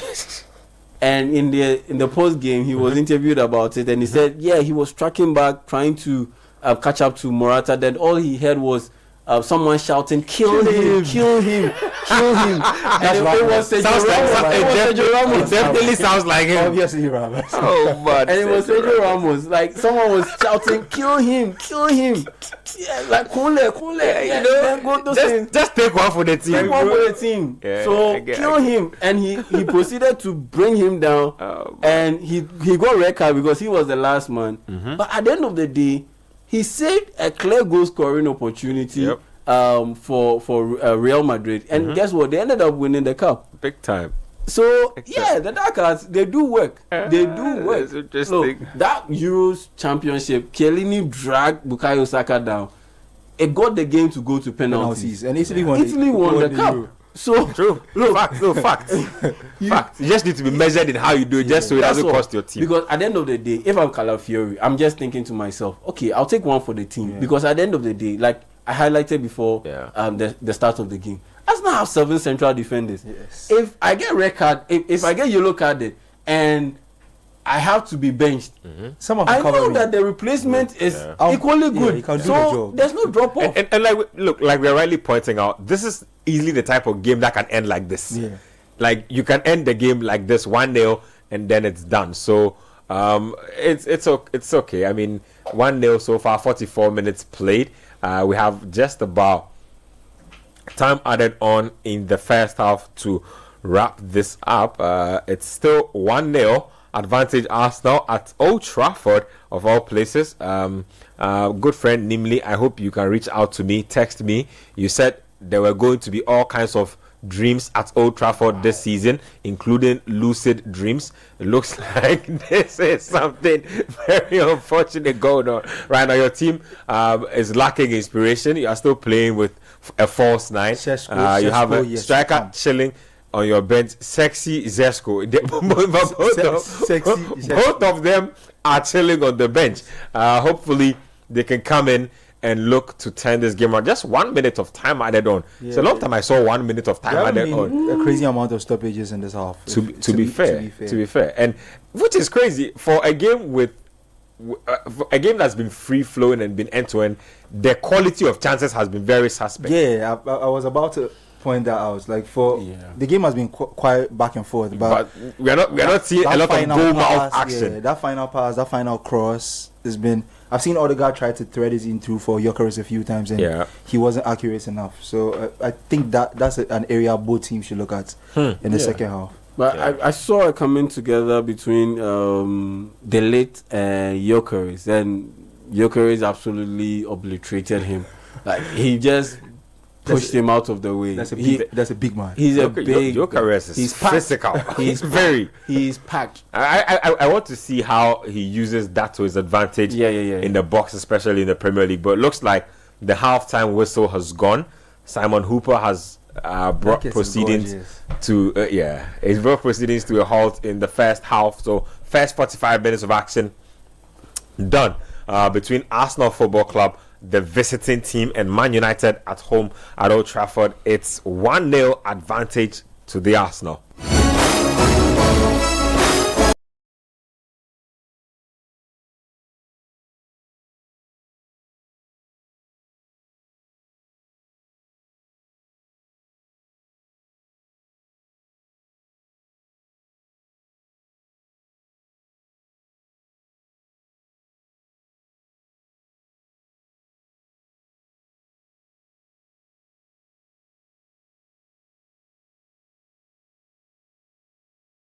We'll get into some halftime talk right about now.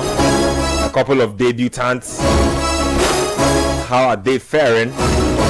Are you happy with what you have seen from your club's big money signing in the first 45 minutes of action? We are still watching and still listening to the Republic of Football live here on 97.3 Citi FM. We're live on Channel 1 TV. And also live on our various social media handles. Citi973 on Twitter and X. We are also on Instagram. We're on YouTube at Citi Sports GH and Channel 1 TV's YouTube channel.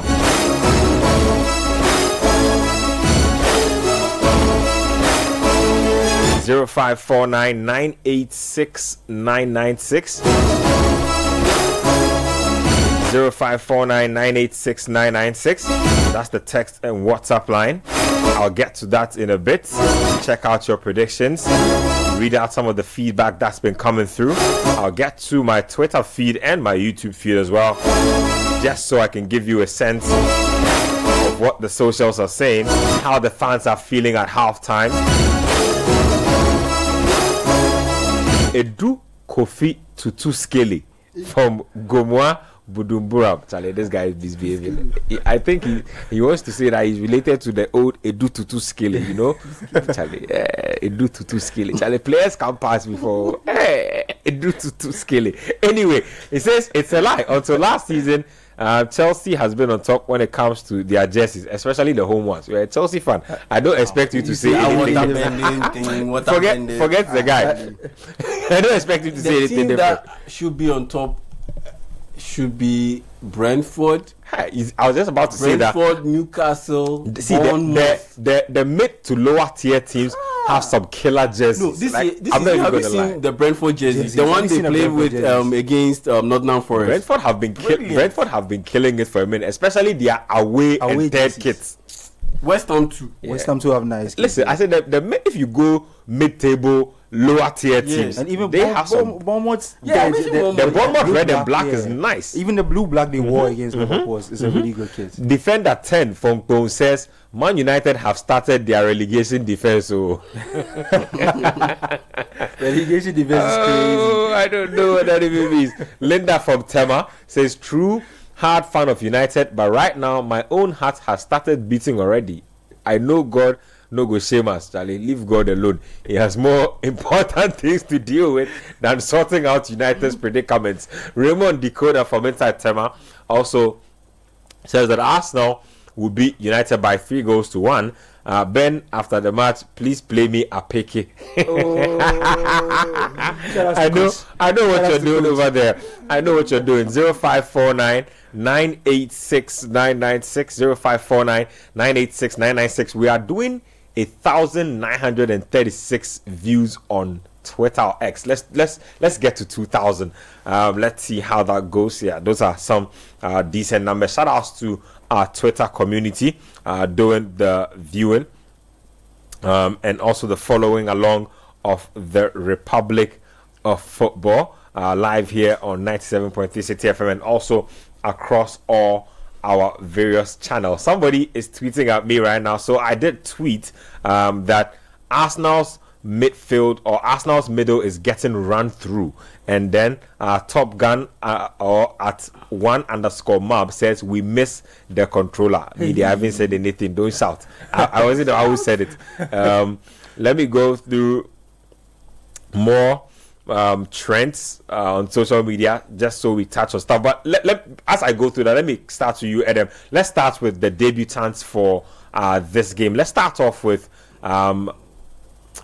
the United guys. Mbeumo, Konya in action for the first time, Premier League debut, big game for them. What have you made of it so far? They've not looked bad so far. I think Mbeumo has been the brighter of the two. He's been running at the Arsenal defense a lot and trying to make things happen. Konya hasn't been bad himself. He's been trying to create some chances. I think he fashioned a shot that went across the face of goal. Mbeumo tried a couple that Arsenal blocked. They are looking bright, but I want United to play a bit more on the front foot. Like when they take the ball, they kind of like struggle to decide what they really want to do with it before they do with it. That's why I think they decided to start shooting from distance, because it got to a point they were, I think, almost trying to like work it out in the box. And Arsenal are kind of astute defensively, so to get that kind of free run at Arsenal, it would take a lot of quality to unlock them. So they should try a bit more, like they should be more dynamic with the way they approach the Arsenal defense. Try something, maybe look at that goal again. So we're getting a replay of the goal again. I think they are highlighting the actions that, look at that. Look, it's just stuff of genius, to be honest. The stuff Arsenal do with these corner kicks, the decoys, the marker on the goalkeeper. You see, somebody's almost wrestling Konya out of the way, so his player, he can get a clear path to the goal. If you notice what really got the goalkeeper, Odegaard motioned as if he was come to make the run into the box, and he stopped. Yeah. So their attention was kind of, everybody was distracted. Yeah, it was in two places. Yeah, this is really smart. I like what Arsenal do with their set pieces. Honestly, look, it's just genius stuff to witness something that is not just free open play football, but you know that when the going gets tough, CC Odegaard, he just stops. Then now everybody, it just off balances everybody. Yep, almost like I'm going to get into the box, then I just look like I'm waiting for the ball. Yeah, Bayanda should really be doing better, but I don't blame him though. He never really is in control of that situation. Just he's not a goalkeeper fit to play for Man United. But he's been boxed in. There are like three things happening around you at the same time. But at the end of the day, you should be looking at the ball and marking the guy who is in proximity, or dealing with the guy who is in closest proximity to you. And he wasn't able to do that. And look. Yeah, look, he should have done a better job dealing with that situation. You don't fluff at that chance, you don't fluff at that cross and expect to be a starting goalkeeper for a team like Man United. No way. And so he's bound to be perpetually the backup, or he's bound to leave Manchester United. And this is not a good way to start the season. And yeah, if there's any bit of defensive breakdown other than he messing up, then it would have to be Man United having Mason Mount marking William Saliba, because William Saliba was the one closest to Bayende, and because Mason Mount couldn't physically deal with William Saliba, that's what got Saliba to be able to handle Mason Mount and be able to put a body in or get his body into Bayende and force him to be very uncomfortable and eventually fluff out that cross that Ricardo Calafiori turned into the net. And so for me, yeah, if I'm to rate it, I'll put that 15% on the organization, Man United, the choice of defender to mark William Saliba, but the rest It's plainly the goalkeeper. It's all on Bayende. It's all on the goalkeeper. It's all. He should have done better because you can't mess up when it comes to such a cross. And it's not like you played 25 games into the season. There's a bit of fatigue, so yeah, you can't. Sometimes you even lose track of the ball. This is the first game of the season. Actually, out the gate. Your concentration is supposed to be optimal. Concentration should be 1000%, like ultra sharp, ultra high. You simply cannot mess around in these kind of situations. So yeah, very disappointed in it, and I wouldn't be surprised.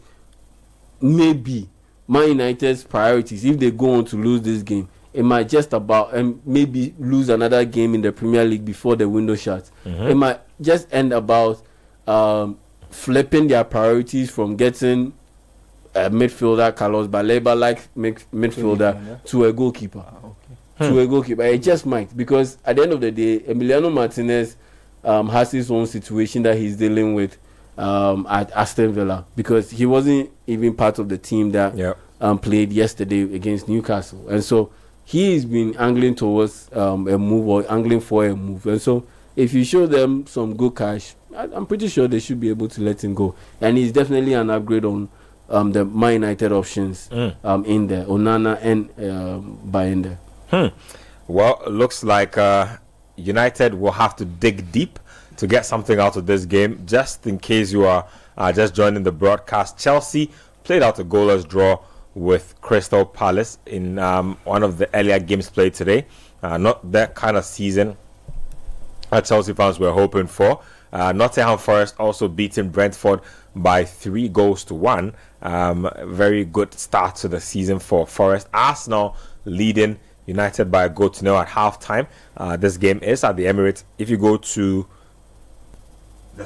the Spanish La Liga game we are keeping an eye on, is between Celta and Getafe. Getafe have scored in that game. Wow, it's 70 minutes played. Borderlands. That's probably going to be the only game of the goal of the game. Well, very likely. So Liso scoring in that particular encounter. It's 1-0 advantage Getafe. Now later today in Spain, there's Bilbao taking on Sevilla. The Williams brothers will be in action. That's a tasty one. Nico swerving Barcelona, one of my highlights of the transfer window. Espanyol, having lost their goalkeeper to their rivals, will be taking on Atletico Madrid. When you go to the French League 1, as things stand, Stade Brestois, as these days Brest most people like to call them, they were up against Lille. Game ended 3-3, so looks like a pretty good goal fest over there. Angers are currently up against Paris FC. Paris FC are the new rivals to PSG as far as being in Paris is concerned. So they have come from the French Ligue 2 and are in the French League 1 now. So they are up in their game. They are down against Angers in their game. Let me look at the lineup for Paris FC. I'm just curious. So very interesting. Moses Simon sticks out to me immediately. Nigerian winger Noah Sangoe. I can see Timothy Kolojishak. Goodness gracious. Last time I saw Timothy Kolojishak's name anywhere was Football Manager 2013 or something like that. I don't know. 2013 is a long time ago. Crazy. That's the last time. He used to be a wonder kid back in the day. So that's the last time, like, wow. Wonder his way back into the league. 1450. Yep. Some way, somewhere. They need all these newly promoted teams typically like veterans like that. There's Ilan Kebal, Jean-Philippe Crasso. Jean-Philippe Crasso, very interesting name. Yeah. Also, I think he's international. Yep. So he has also popped up over there. Lohan Doucet, Maxime Lopez, very good signing. French midfielder, played for Sassuolo, I think, for a while. These days plays for Paris FC. Wow, very interesting pickup for them. I like him. I like a very cultured midfielder. Mets are up against Strasbourg. That game is goalless as we speak. Auxerre lead Lorient by a 1-0 in their game. So that's the update on that one as well. Let me see if I can give you a sense of what happened in the games that were played in the PL yesterday, just to bring you up to speed. So in the matches played, I think my favorite game was the Wolves Manchester City game. I liked that game a lot. I liked what was on display from Tijani Reinders. He completely did his thing, scored, assisted, and was the pass behind the assist for one of the goals as well. So literally did his thing. And then Ryan Cherki came in and also completely dazzled as well. So Manchester City starting off the season on the right note. I'm not sure if Wolves liked exactly how that went down, but it was 4-0. It was an away performance. Brighton drew 1-1 with Fulham. Sunderland won 3-0. Spurs won 3-0 as well. Shout out to Kudus Mohammed. I'm sure the stool will come out very soon. Or maybe we have something new now that we are in a different side of town. I'm thinking about what he could end up bringing onto the pitch. But let's calabash. Let me see. I don't know what's going to happen. I don't know what's going to happen because then Liverpool winning against Bournemouth. But the guys are coming back onto the pitch. But speaking of Kudus, I mean, once he bagged the assist, even it became a conversation. Even this morning earlier on TV, our colleague Jude Duncan also brought it up that okay, so I was talking about Kudus bagging a couple of assists in Spurs win over Burnley, and he interjected and said, better than Saka. I was like, no, and he couldn't believe what I told him. But I think, look, from a pure talent standpoint, Kudus is better than Saka. Yes, I don't know why this is a debate. You are ranking him from a pure talent standpoint. They can both do with the ball. They can do with the ball. Kudus is ahead of Saka, but there's a production. Saka is ahead of Kudus. Saka is a more productive player. Two things can be true. Yeah, but in terms of who is the better player, I'll go in for Saka because at the end of the day, it's not like he's a washed-up talent. No, he is a talented player, and on top of that, he produces. But with Kudus, he's a super talent in its rawest form, but the production comes and goes, and that's what he needs to work on to be able to get to that level of being an true elite kind of winger, be it inside forward too. So that's my little bit on that whole conversation that has stirred up over the last couple of hours because of Mohamed Kudus' performance in his debut Premier League game for Tottenham Hotspur. And hopefully with a manager like Thomas Frank at Spurs, it should see his performances become more rounded. Because I, for one, have had a problem with his off the ball work. But from the Super Cup game against PSG to the first Premier League game, you can see that whatever Frank is doing with the team is getting. You see him being in the team shape of the ball and making efforts to try and regain the ball when the team is not in possession. So it's nice developments for Kudus. He also did make mention in his interview after the game that the environment is a great one, and he just hopes that the environment can bring the best out of his talent. So it's exciting times for him. Well, exciting times, and the second half was kicked off between Manchester United and Arsenal Football Club. It's still 1-0 advantage. Arsenal looks like both teams are looking to ramp up the pressure almost as soon as possible, just so they can probably get an early goal. I'm not sure where the early goal is coming from yet, but Martin Zubimendi probably needs to step his game up a little. Just quick thoughts on Zubimendi and that first half he had. I don't think that first half was as solid as he probably could have had. But I don't know what you made of it.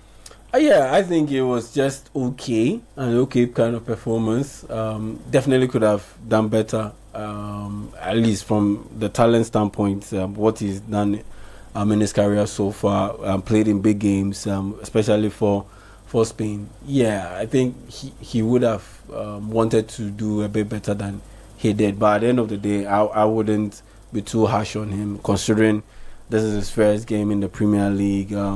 Totally new environment, and the fact that you are playing away from home, Old Trafford, and you are playing against a team that is quite solid, has very, very good individuals, and is just finding itself as a team. That's the biggest problem with Manchester United right now.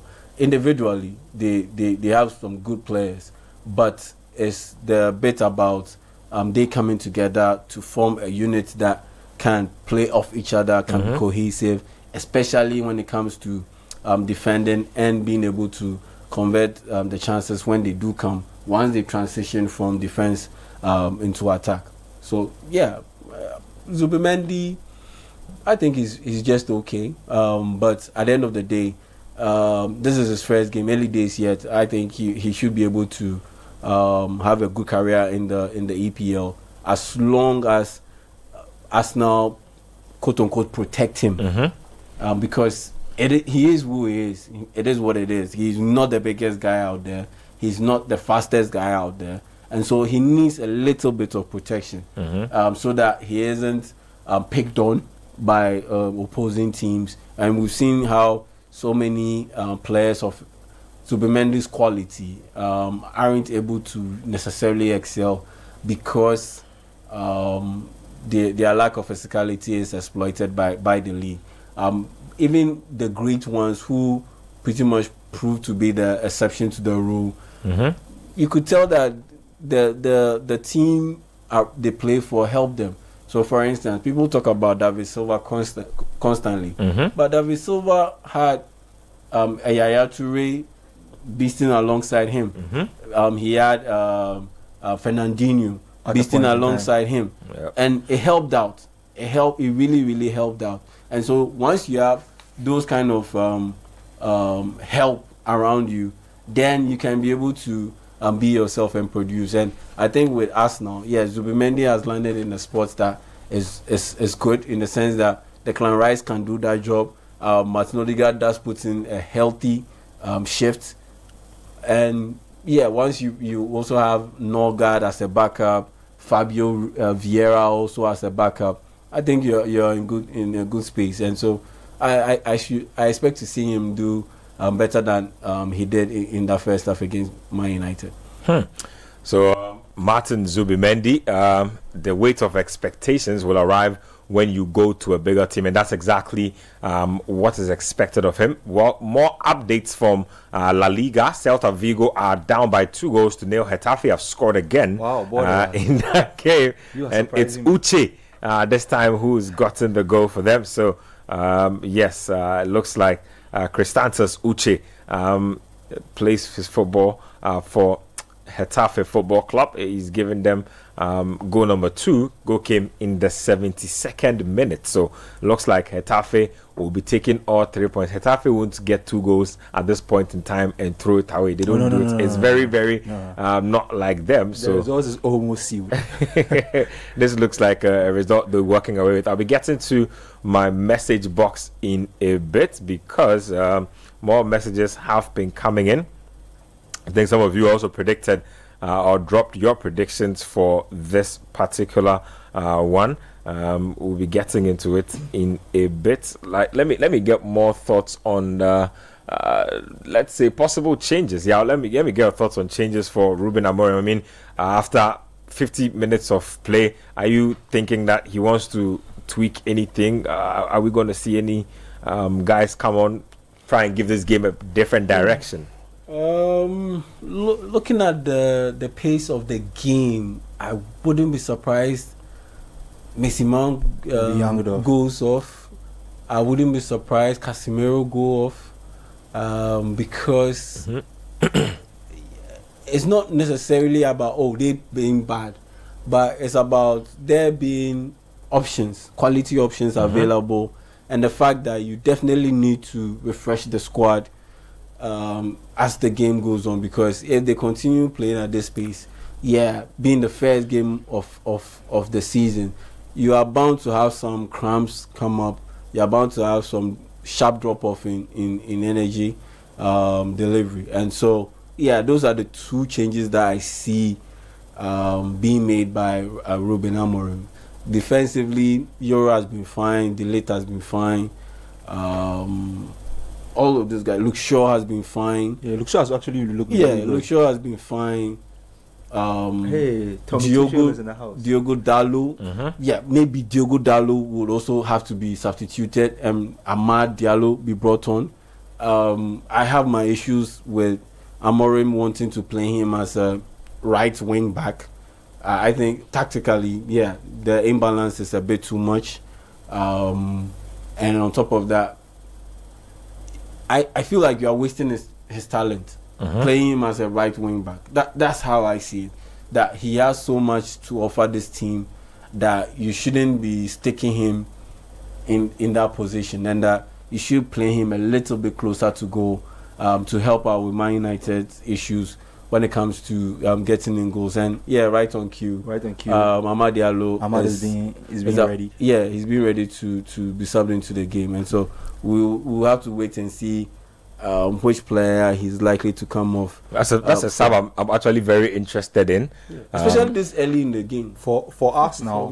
I mean, look, I don't know about managers who want to wait a long time to make changes. I think that the earliest I will making changes, probably maybe not in the 50th minute, but Diogo Dalot. Maybe in as early as the 60th minute, I'm making my changes. 60th minute. I'm with you. 54th minute. Sometimes a lot of them want to see the first at least 5 to 10 minutes of the second half to see how it pans out. Maybe there might be a change in energy. If there is no crisis, I mean, I will wait till the 60th minute. If there is no crisis, I'll wait till the 60th minute. And I'll give you an example of crisis. So you look at the 2022 FIFA World Cup final, how Argentina was bossing the game, beating France pretty much easily. Then Deschamps just yanked off Olivier Giroud and brought on Randall Colomwani. And there was a crisis.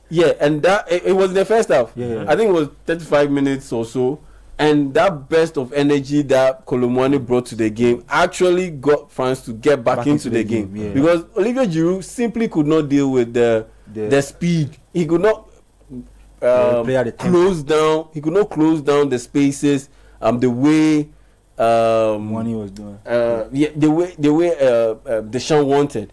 And so you needed a guy who fits the physical profile like Giroud, but was energetic in delivering the closing down, the high press, and that allowed Kylian Mbappe all the space in the world to be able to operate and deliver as he did, getting a hat-trick in the final. And so, for me, those are the changes that I expect to see Man United make. And already he has done one. I thought it was a little, maybe 7 minutes too soon. I thought, waiting along till the 60th minute will do the trick. But at the end of the day, maybe Amorim sees that Diogo Dalot isn't pulling his weight enough and doesn't want to waste any time to do so. So he's made a change.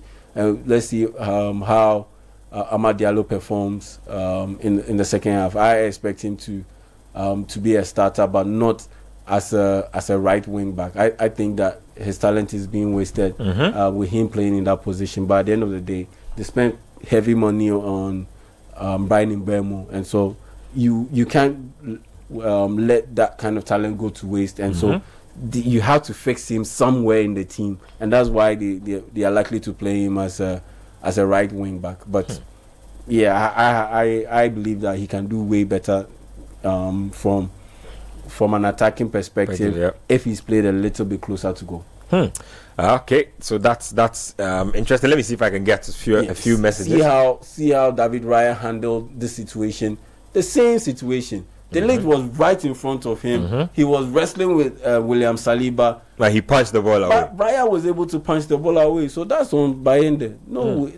It's all on Bayende. There's no explanation to take him out of the equation. It's all on him. For Arsenal, I think they. I want to see how they'll adapt to Gyökeres this season, because he looks lost. Yeah, he looks lost in the team. Like I was waiting to mention that.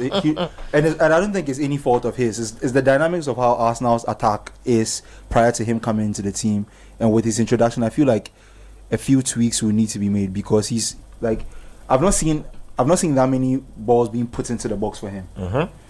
So I don't know. Maybe a Madueke can help, someone who will be a bit more wide, because the guys who are playing to his sides kind of like to come inside on their strong foots and take shots off. So I don't know. Maybe to change the dynamic, to have one person who open the pitch up a bit more and get to the byline and try and put some things in for him, because he looks kind of lost. I don't really like that. I think he's somebody who thrives on service. So if service isn't being given to him in the box, he kind of looks like he's not having his best day. Anyway, Orlando Inside, a man from Tipper Junction, says no Arsenal, no Premier League. Where is Nimli? He was talking too much. Uche says, Uche from Carnation says, playing without a striker, right and left ready. Look alive at the first half. Hope Sesko can complete the missing spot in the second. It's time for Amorim to unleash the beast. We might lose, but we cooked Arsenal first half. Amorim ball, United, let's go of Onana, only for them to get a basket. I'm not even sure what that's supposed to mean. Prince says, watch this. United 3, Arsenal 1. Calafiori, Bruno, Sesko, and Sesko. I don't know what you mean by that. JB Nate from Accra says, United, like Hearts of Oak and Asante Kotoko, have lost their old spark, spirit, and proverbial big team status over the past few years. Okay, so Gyökeres is being yanked out of the game. 60 minutes of action, and Kai Havertz is being introduced into the game. Madueke is coming on as well. So Arsenal making 2 changes. Martinelli is off as well. So Martinelli and Gyökeres are out of the game. Madueke and Kai Havertz in the game. Interesting subs. I would have kept Gyökeres on and introduced Madueke just to see the dynamic of Madueke, Saka, and Gyökeres on for maybe 10 minutes to see how Gyökeres gels with that dynamic before taking them off. But Arteta seems to want to kill the game off, so he's bringing the striker he's known for the past season and trusts. So. Yeah, that's a very interesting decision. I'm not sure if that. I don't know how Gyökeres feels about his own debut, but what do you make of the changes? Oh yeah, the Martinelli bit, I like it. He wasn't effective in the game. He I wouldn't say he looked lost, but he was ineffective. So there was no point keeping him on the pitch, especially when you have good quality options there. But by bringing on Madueke, you are not necessarily addressing the lack of width with the team, because at the end of the day, it's a left-footed player who is going to be playing out on the left side, but which helps on orthodox winger. But on the right side is Bukayo Saka, who is still going to be operating as a inside forward, inverted inside forward, or an inverted winger, and not necessarily give you the space that you need in terms of the width. And Ben White doesn't necessarily run as much as, let's say, a Reece James or a Trent Alexander-Arnold on the overlap to also open up space down that flank. So, yeah, that's a bit of an odd change for me. Yes, Martinelli needed to be yanked off, but a player who is a bit more right-footed should have been able to be brought in and have Bukayo Saka switch from an inverted winger to an orthodox winger. Then you have, let's say, Leandro Trossard or Gabriel Jesus be the one lining up on the opposite side. And yeah, in that sense, you create a situation where you have your orthodox striker with orthodox wingers who will feel free and be feel a bit easy putting in crosses early, rather than having to cut infield before they can be able to do so.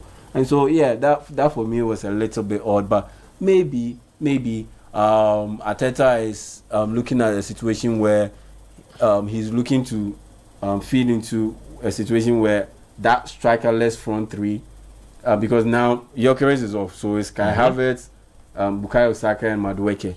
So he's looking to feed into a situation where Kai Havertz's intelligent runs off the ball can stretch the defense, Man United's defense, which has already been under a lot of pressure because there's a lot of space in behind Casemiro. And so you want to stretch it a little bit further, then have Martin Odegaard run into those spaces and feed off those balls that will be laid into those spaces and maybe grab a goal or two. And so maybe that's the thinking behind those substitutions. But yeah, if I had to pick one, I would have kept Gyökeres on for a little bit and rather taking off Martinelli. Well, it looks like we'll see Benjamin Sesko also pretty shortly. He's been warming up for a bit. We've crossed the 63rd minute mark. From all indications, he will soon be coming on. Well, he wasn't. He was standing next to Amorim. I'm sure that'll be soon. It looks like he's receiving his final instructions before he actually gets onto the pitch. So the big name signing is probably coming on soon, and Manuel Ugarte, I believe, looks like he will also make a run out onto the pitch. But the lowdown here is that it's 1-0 advantage Arsenal still at Old Trafford. It's an away game, so if they get to take 3 points away from here, that would be a massive 3 points to begin the season. Oh yeah, 6-4. Look at Benjamin Sesko. So yes, finally making the entrance into his first Premier League game. Mason Mount coming off. Looks like Mason Mount has done all three substitutes. I predicted. Yeah. Very interesting. Yeah, snap thought. So the changes have been made. What kind of change are you expecting them to effect on the game? Okay, now you have your typical old school throwback striker, but with new school attributes, in the sense that yes, he can hold the ball up, he can play as a target man, but at the same time he can drop deep and be able to link up and play with his teammates, and he has the ability to dribble past a couple of players, defenders, and he packs a powerful shot too. And so yeah, you are getting, like I said, old school throwback kind of striker with new school attributes, and that's what you need to be able to thrive in the modern game. And the fact that they brought on Ugarte for Casemiro is pretty much simple. It helps out with the mobility a bit. Man United have had issues closing up the spaces whenever Arsenal are with the ball, and they move the ball quickly. And so, yeah, Ugarte will help out with that, because Casemiro, his speed is quite suspect these days, and so he can't be able to close it down. The only downside to Ugarte coming in would have to be if he will be able to keep the ball just beyond 3 seconds. Yeah, that's the You mean that's the benchmark for him? Yeah, that's the bit about him, because Bruno Fernandes will let the ball go. He will spread it around. So you don't need another player who's super eager to just also let the ball go, because once you do that, you have two of those players doing so, you are virtually bound to give possession to the opposing team. And this opposing team, that's Arsenal, they are equipped with players who can hold on to the ball. Zubimendi can hold on to the ball quite well and pick a pass. Odegaard can hold on to the ball quite well and pick a pass too. Declan Rice is a little bit less patient with the ball, but even him, he is a bit more patient than the two that I mentioned on the part of Man United, and so it's a problem. So all that Ugarte would have to do, aside the defensive coverage issues, would be to be able to hold on to the ball just a little bit, exude a little bit of confidence, have the vision or the awareness to be able to read around him and know where the tackles are coming from or where the pressure is coming from Arsenal, and the timing to be able to release it on time and get the ball rolling for Man United, as in contributing to sustain attacks and to sustain possession. That's the only bit of worry that Ugarte has to deal with for Man United. Once he's able to deal with that, I think Man United should be in a good spot to be able to either maintain this performance that they've delivered so far, or improve on it and potentially get a goal. Let me give you some updates with regards to Premier League transfer. So some transfer news was made official. Nordi Mukiele, signing from PSG for Sunderland. Premier League clubs. That's a very interesting one. From RB Leipzig, PSG, now Sunderland. Right back, left back. That guy is a powerful, can play centre back as well. Powerful player. A little as well. So I'm very surprised he's going to Sunderland. Sunderland has made really underrated signings. Yeah. It's because I think Mukiele, because of what happened to him at PSG, so he flew under the radar of a lot of teams because once he went to PSG, he didn't cut it. He just didn't cut it. It didn't work. It absolutely did not work. Yeah, it absolutely did. And all the playing time goes to Hakimi anyway. Yeah, so you are expected to be sharp when you get your few scraps. I mean, I don't know how that's supposed to work, but very big signing for Sunderland. I like him for them. Still very young. I think he's just about 24, 25 years old. Yet to even hit his prime. Okay, so he's 27 years now. Represented Stade Lavallois, represented Montpellier and RB Leipzig, and then played out with PSG before coming out here to Sunderland. So Nordi Mukiele for Sunderland, big move. I like it for them. A lot of people are completely having a fit over that Gyökeres debut, saying that he completely wasted everybody's time. I'm not sure if that. Come on, it's one game. If that, we're wrapping it up here. Let's put some concluding thoughts to this. Who wins this game? How does this game play out? I don't know. The longer the game goes on, it feels like a game that United might just nick a goal and it's ending a draw. It just feels like that type of game because I don't think Arsenal are doing enough after taking the lead to want to kill the game off. Yeah, I want to see how the game progresses now. Both of them have made changes because Arsenal's change will change the dynamics first of their team because they were leading the line with an all and out striker with Gyökeres, now bringing Havertz, who's a bit more involved in the build up, and United have kind of switched over to that.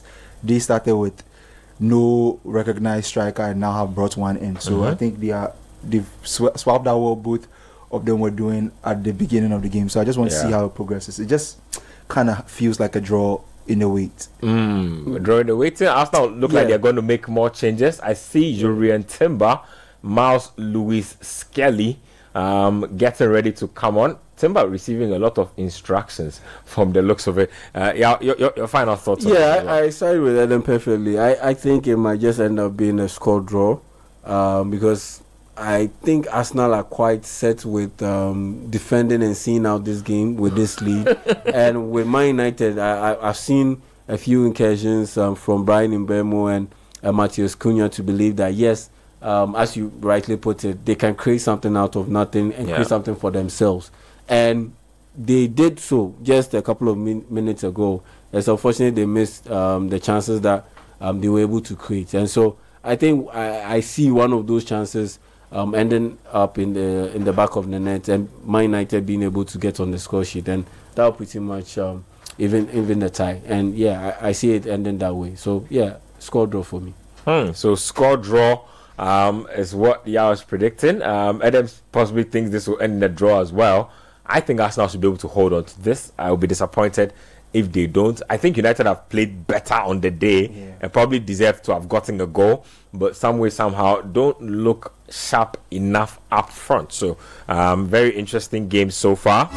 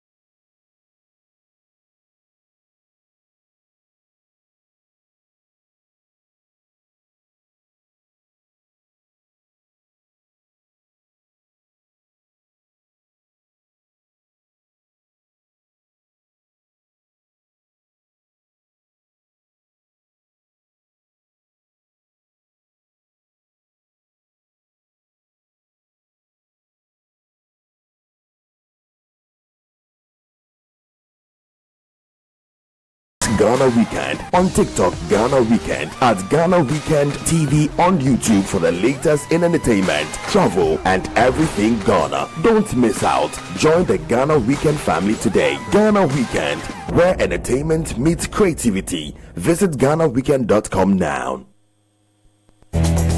Hello everyone! Prices continue to drop at Electroland Ghana Limited. CDA Picky promotion on Samsung, TCL, Media and NASCO Electronics. Get a NASCO 24-inch LED flat for 899 Ghana cedis. Starting from 2,999 Ghana cedis, you can get 6 kg NASCO washing machine plus a free gas stove. And the Media Inverter 1.5 HP R410 Unicool split comes with a free blender. And when you purchase 65, 75 and 85 TCL QD Mini LED 4K TVs, you will get a free TCL FHD Smart Android TV. Now buy a Samsung 578, 582 and 636 liter side-by-side refrigerators and walk away with free microwave grill. Go to our showrooms and dealer stores across Ghana now. Call 050-315-9739 or www.electrolandgh.com for inquiries. Are you searching for a world-class conferencing facility to elevate your next event? Do you need a bougie look for that all-important corporate, board meeting, or private social event? The Alisa Pavilion has an unmatched capacity. Our expansive conference center comfortably seats 1,000 persons in a theater-style setup. This makes it ideal for large conferences, product launches, weddings, social events, and exhibitions. There are 2 executive boardrooms set up for your high-profile meetings. With the importance of seamless technology integration, our facilities are equipped to support your audiovisual needs. Looking for an oasis of bliss? Saunter into our Oasis Lounge and Bistro on Thursdays for Thirsty Thursday, while you enjoy a whopping 15% discount. Make a date for Saturday Barbecue, where we have alfresco dining for nature lovers in our lush manicured lawns, while you savor lip-smacking dishes. The Alisa Hotel Pavilion, where great minds convene and beautiful memories are created. Alisa Hotels, our Kwaba means more than just welcome. Citi 97.3 Accra.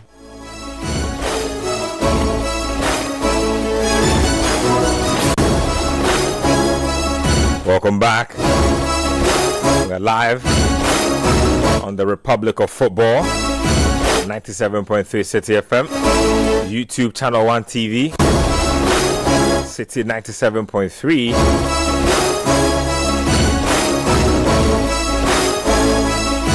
It's 77 minutes played between Manchester United and Arsenal Football Club. It's still 1-0 Arsenal. Goal scored by Ricardo Calafiori off a corner kick. Error by Bayende. Ball spilled into his path. And it was a simple finish for him.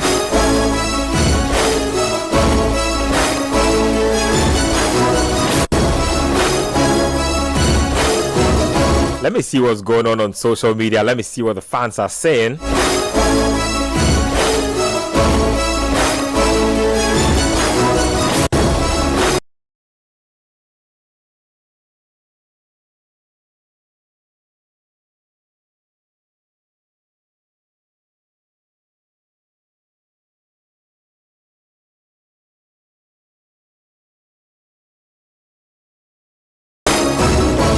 So I'm going to search for the name Yorkeres in my social media feed just to see what the word is on my guy.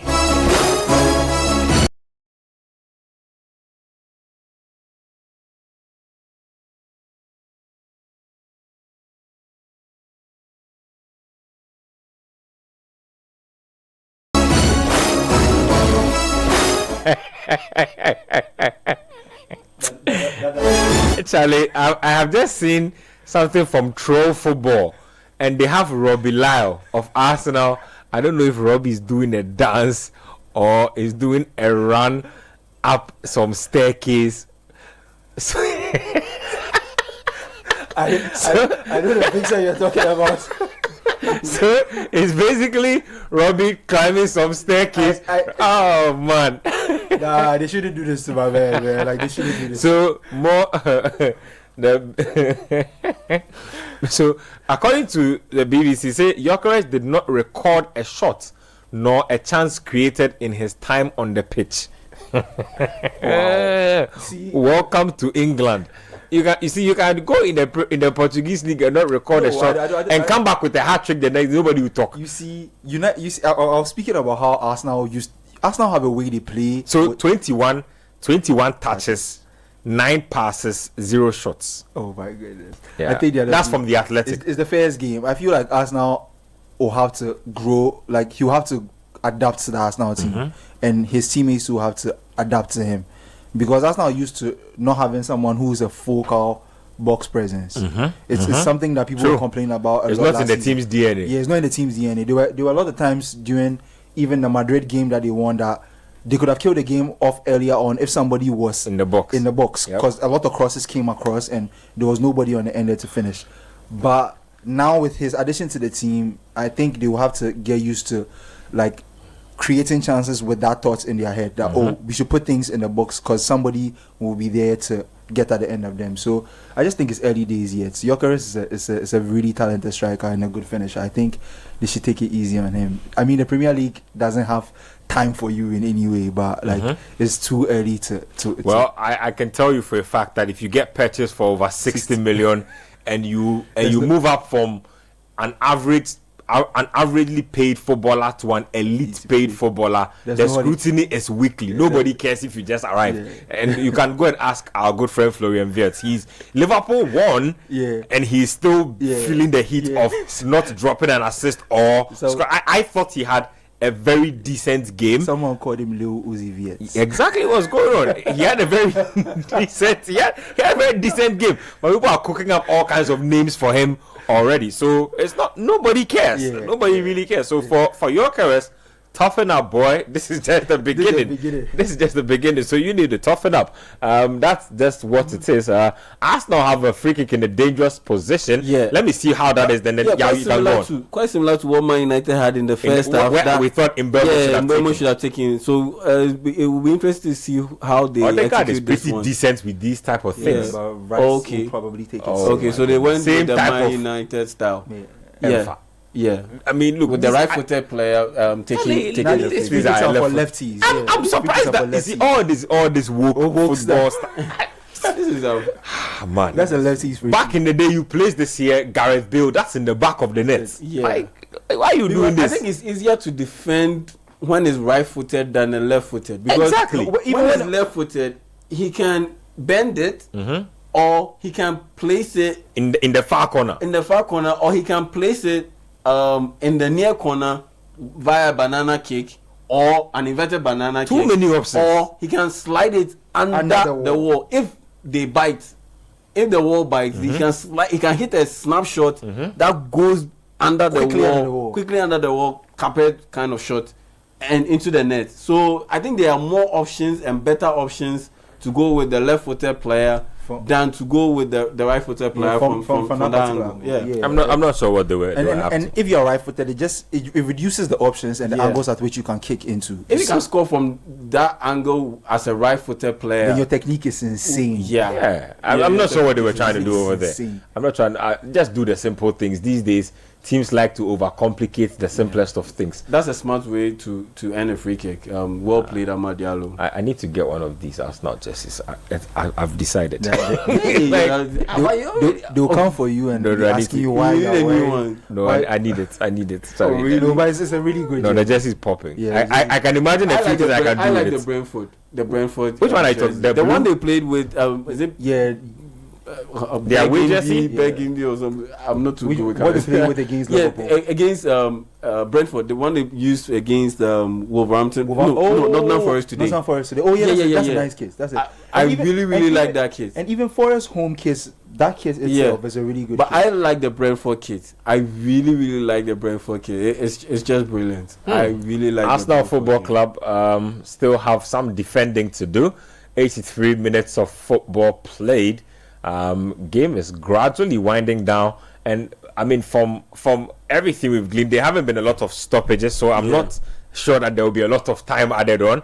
Maybe it's not just defending through this at this point. I mean, 84 minutes. After the 70th minute, you said they wanted to defend and see this, and that's exactly what they are doing. I mean, look at the changes that they made. It was clear. Yeah, it was clear. And the fact, I think people keep forgetting that Arsenal have been one of the better teams defensively in the league in at least the past 3 seasons. No, you don't hear much of them. The past 3 seasons, they are. I think they are the best. Probably the best defensive team. Year on year, when you put it all together, they are the best. Yeah, definitely they are the best in the last 3 seasons. They are defensively. They are very, very, very good. They are very, very. Rastaman Dogu is holding his knees. Yeah, might be time to go. He's tired. He's tired. Might be time to go. He's tired. Yeah, he's tired. This has been a very high intensity. Yeah, because he's run a lot in this game. He's done his job very well. Always made himself available on the overlap, and created space because of it. And so it will be only natural that on the first day of the season, you will be a little bit short on breath. 85 minutes into what has been an intensive game. So let me run you through some more updates. So the Getafe and Celta game has ended. 2-0 is how that game played out. Borderlands. Yes, Borderlands has done a thing. Opening game, clean sheets, 3 points. 3 points. That's the most away from home as well. It doesn't get bigger than that. I mean, he's done the job. It's 86 minutes played in the game between United and Arsenal, still 1-0. Earlier, you have Forest beating Brentford 3-1. Palace holding Chelsea to a goalless draw at the bridge. There's Athletic Club Bilbao and Sevilla to come.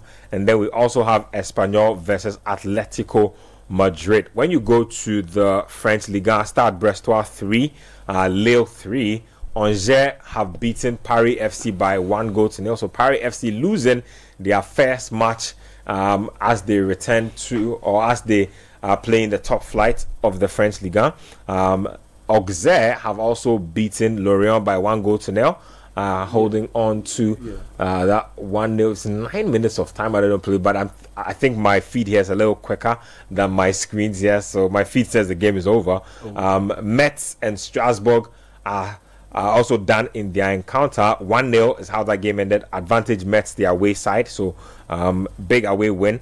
There's Nantes versus Paris Saint-Germain to come at 6:45. So that's a game that French football lovers will be looking up to. PSG begin their league title defense against Nantes. Pretty big game that one is. So that's how we'll be keeping an eye on that particular encounter between PSG and Nantes. So we'll see how it goes. But so far, Arsenal hanging on just about. They have just about 2 minutes of regulation time to hang on to, and then we could talk about time added on. But it looks like they will just have enough, because United have been toothless, completely toothless. I don't think Raya has had to make any serious save in this game. Maybe in the first half. In the first half, yes. Those Mbeumo and Cunha feeble shots. Aside that, both these have not really been up to their game when it comes to the final pass. Yep. Yeah. Chance creation in this game has been almost zero. Literally zero. I'm not sure how the fans of both teams are perceiving this. A lot of people are making incursions, and this is the latest one. Ahmad has a thing. He has a thing for scoring late goals, or even sparking a chance that scores a late goal. So let's see. Yamoussoukro Messi. That pass just took the bite out of the attack. It was played a little bit behind Bruno Fernandes. Yamoussoukro Messi is what they call him. Yeah, let's see if he has a few tricks up his sleeve, because as at now, tick tock, the clock is just winding down very quickly. Not going the way of United. This is a big chance. Not happening for them as well. Ball is just bouncing all over in the penalty box and not falling at the feet of any player in particular. Sesko wanted to line that up. I was just about. Have you liked what you've seen from Sesko so far, guys? Has he even touched the ball? He's touched the ball. But I mean, it's been all about Mbeumo, Amad Diallo, Cunha. So Look at Lenny Euro and how high up the pitch he's gotten. Anyway, okay, now the cross has come in. He's attempted a header. I've seen him take it down, hold it up a bit, and do some. Yeah. So interesting. See, that's delete doing it. United have had to basically move their line all the way into the opposing half just to be able to get a go out of this. That's a very crucial block by William Saliba. I'm telling you, because that ball could have ended up going anywhere. He could have ended up going anywhere, and the fact that he did so without committing a foul in the penalty box, because he got a little bit of the ball. And that's a very good tackle from William Saliba. So we are into time added on in this one between Manchester United and Arsenal. United, the home team, are still in deficit in this game, down by 1-0. So we still wait to see if they can get something out of this. Goals. It looks like it's going the way last season, most of last season went, where Man United, they created chances but they couldn't score, and this issue, pretty much in terms of chance creation, has been compounded by the fact that when you look at last season, the top chance creators, Bruno, like I said, led the charts.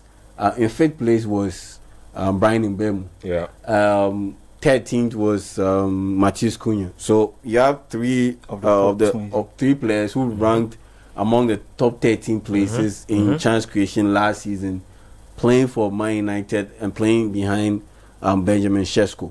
And so this time around, there shouldn't be any excuses when it comes to the goal scoring issues, if they do tend to have one. And so Man United, they've done their bit when it comes to trying to fix the bit on the goal scoring issue. It's now down to the players to be able to get the job done. And because at the end of the day, there's nothing more that the board can do or the owners can do. This time around, scream back us. This time around, we are not technical people. We will back you based on the reports you provide us. This time around, if let's say it doesn't work out, you can't turn around and blame the Glazers or Indians, say Jim Ratcliffe. No, because what they needed to do, they have done their part. So and you do your part. They're not even done. They still actually want to do Baleba. Even if they miss out on getting Baleba and maybe a goalkeeper. Just the offensive side of literally overhaul the team's offense. Yes, they've done their bit. So you can't put any blame on them at this point in time. Now you also keep up your end of the bargain. Looks like Mouse Lewis. I commended William Saliba for that block that he had on Matheus Cunha. But I also, while we were talking, the lead delivered an absolutely brilliant tackle to prevent Bukayo Saka from getting what would have surely been Arsenal's second goal. Very, very good clearance by Delete. And now Manchester United again have a free kick, and they should do better. I'm looking forward to see Bruno Fernandes try to pick out either Harry Maguire or Benjamin Sesko. If it doesn't end up on the head of one of these players, it will be disappointing.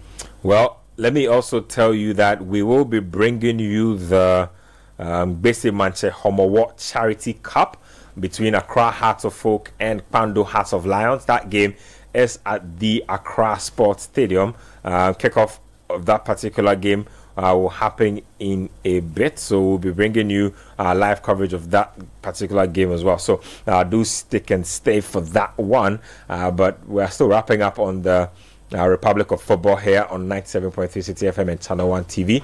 It's the big game of the weekend between Manchester United and Arsenal Football Club. United down by 1 goal. It looked like Arteta is trying to be calm, like, he doesn't care, normal win guy. You're excited, don't do that. But you see, that's the frustrating bit about Ugarte, as we just witnessed on the screen.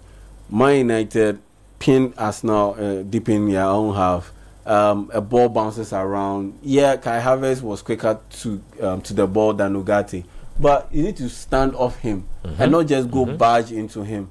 He did so. He barged into him, and Arsenal got a free kick. Pressure taken off. I don't like saying this, but Ugarte plays some very low IQ football sometimes. Like that's very low IQ play. That's literally it. That was like a very low IQ you are play. literally being nice with You them. need to sustain the pressure, and you've just done what. Like, what's no, we're looking for a goal. Like, why are you doing that? It's so clear that Kai Havertz has got you beat for pace. He got to the ball first. Just back off him. Don't go lunge in. He goes and he lunges in. Kai Havertz gets fouled. The whole momentum just killed. Yeah, Momentum done. Like, oh man. For an experienced player, you shouldn't be making these kind of rookie mistakes. If it's, let's say, let me see, Aiden Heaven, if he makes that kind of mistake, yeah, I'll take it. But a player who has played for PSG, Sporting Lisbon, and no, you can't be making these kind of mistakes. And spent your food this Jadon Sancho already. Jadon Sancho look alike, holding his head in the crowd. Light skin Jadon Sancho. Holding his head in the crowd. Anyway, United have a thing for drama. Let's see if we can get some drama before this one wraps up. Less than 2 minutes to go. Looks like David Raya is in control of that situation. Just a couple of seconds to wrap it up now. Yeah, but so far good outing for Man United's new boys. New boys. I mean, Sesko. Look at Bukayo Saka just leaving. Wow, how did he miss that? Bukayo Saka just left in Burma in the dust. Mbemo is tired. I mean, you could tell that he's done his last breath. That's the word. Etole. He's like tired. He couldn't go anymore. The man is tired. Saka just turned him inside out. Yeah, easily. Yeah, turned him inside out. That was nice. I feel like I'm not sure who was on the end of that ball, but I think it was Madueke. Yeah, Madueke. He should have finished that. Yeah, he should have finished it off. I mean, you don't get. The ball fell. The ball fell in a manner that needed him to use his right. He was trying to use his left foot by force. Yeah. I also don't understand. Just use your weaker foot and see. A lot of lefties have that problem. So it's all over at Old Trafford, and Arsenal will take this one back home to London. This is a huge win for them. 1-0. They barely ever win at Old Trafford. It doesn't happen a lot. So they'll take this 3 points. Calafiori, that goal scored early on in the game is the goal that they are still going by. I want to request though. I think the song we need to leave the studio with is Apeke. Just if we can find it in time, it will be a good way to sign out. I don't think that's bad at all.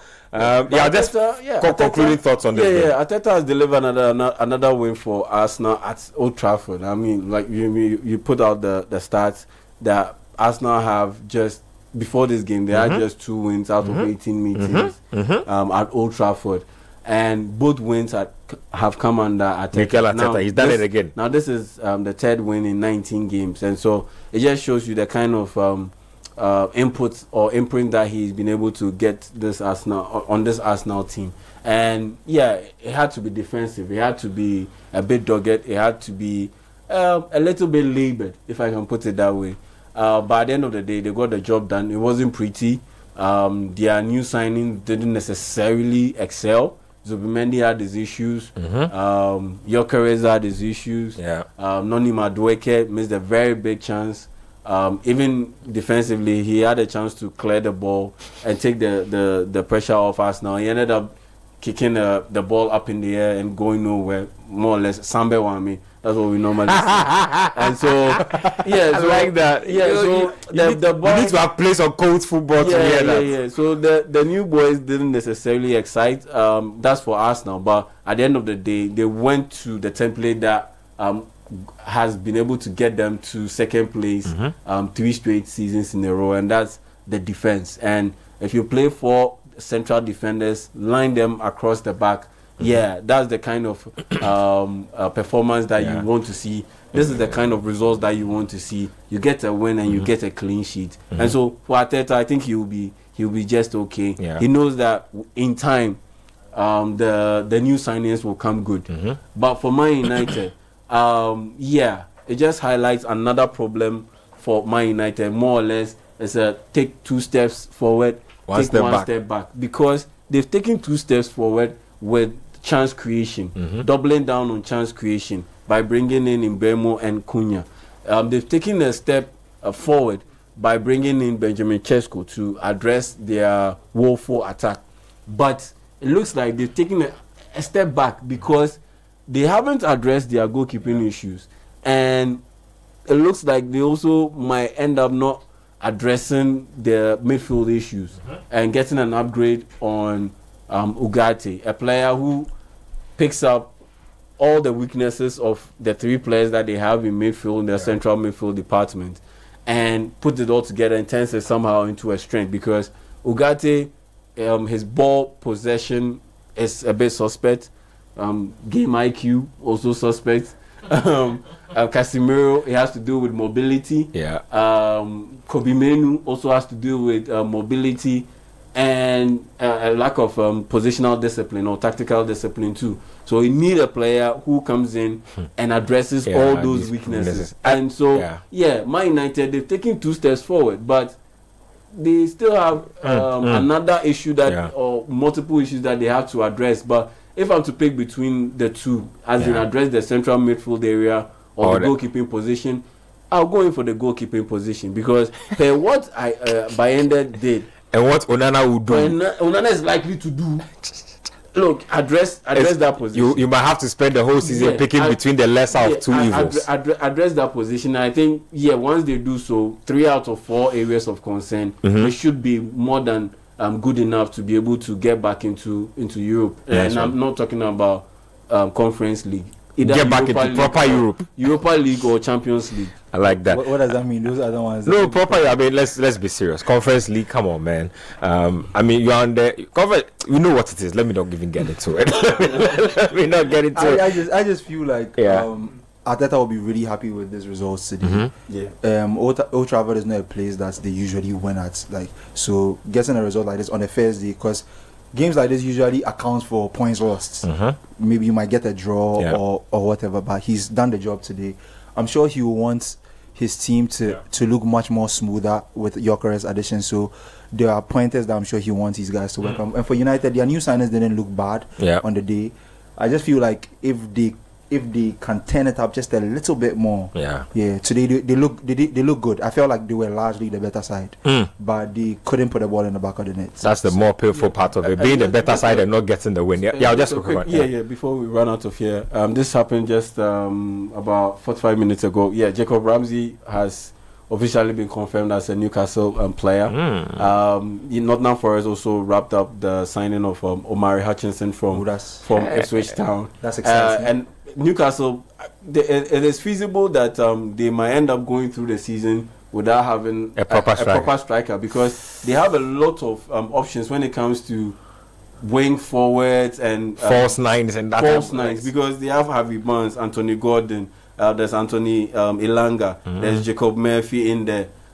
They've brought in Jacob Ramsey also in there, and so Joe Willock is also coming back from injury. So it's possible that in order to fit all these players in the team, it's possible that they might just go without a striker. Yesterday, I saw them. They need a striker. They should stop it. Anyway, thank you very much, Yari J. Vita. Thank you very much, Adam Kai. But I would recommend that they go in for Randall Kolomani, because he fits that profile that they We'll see. Bernard Abeku will come your way with the Bese Manche Homo Peace Cup. That will be live on Channel 1 TV.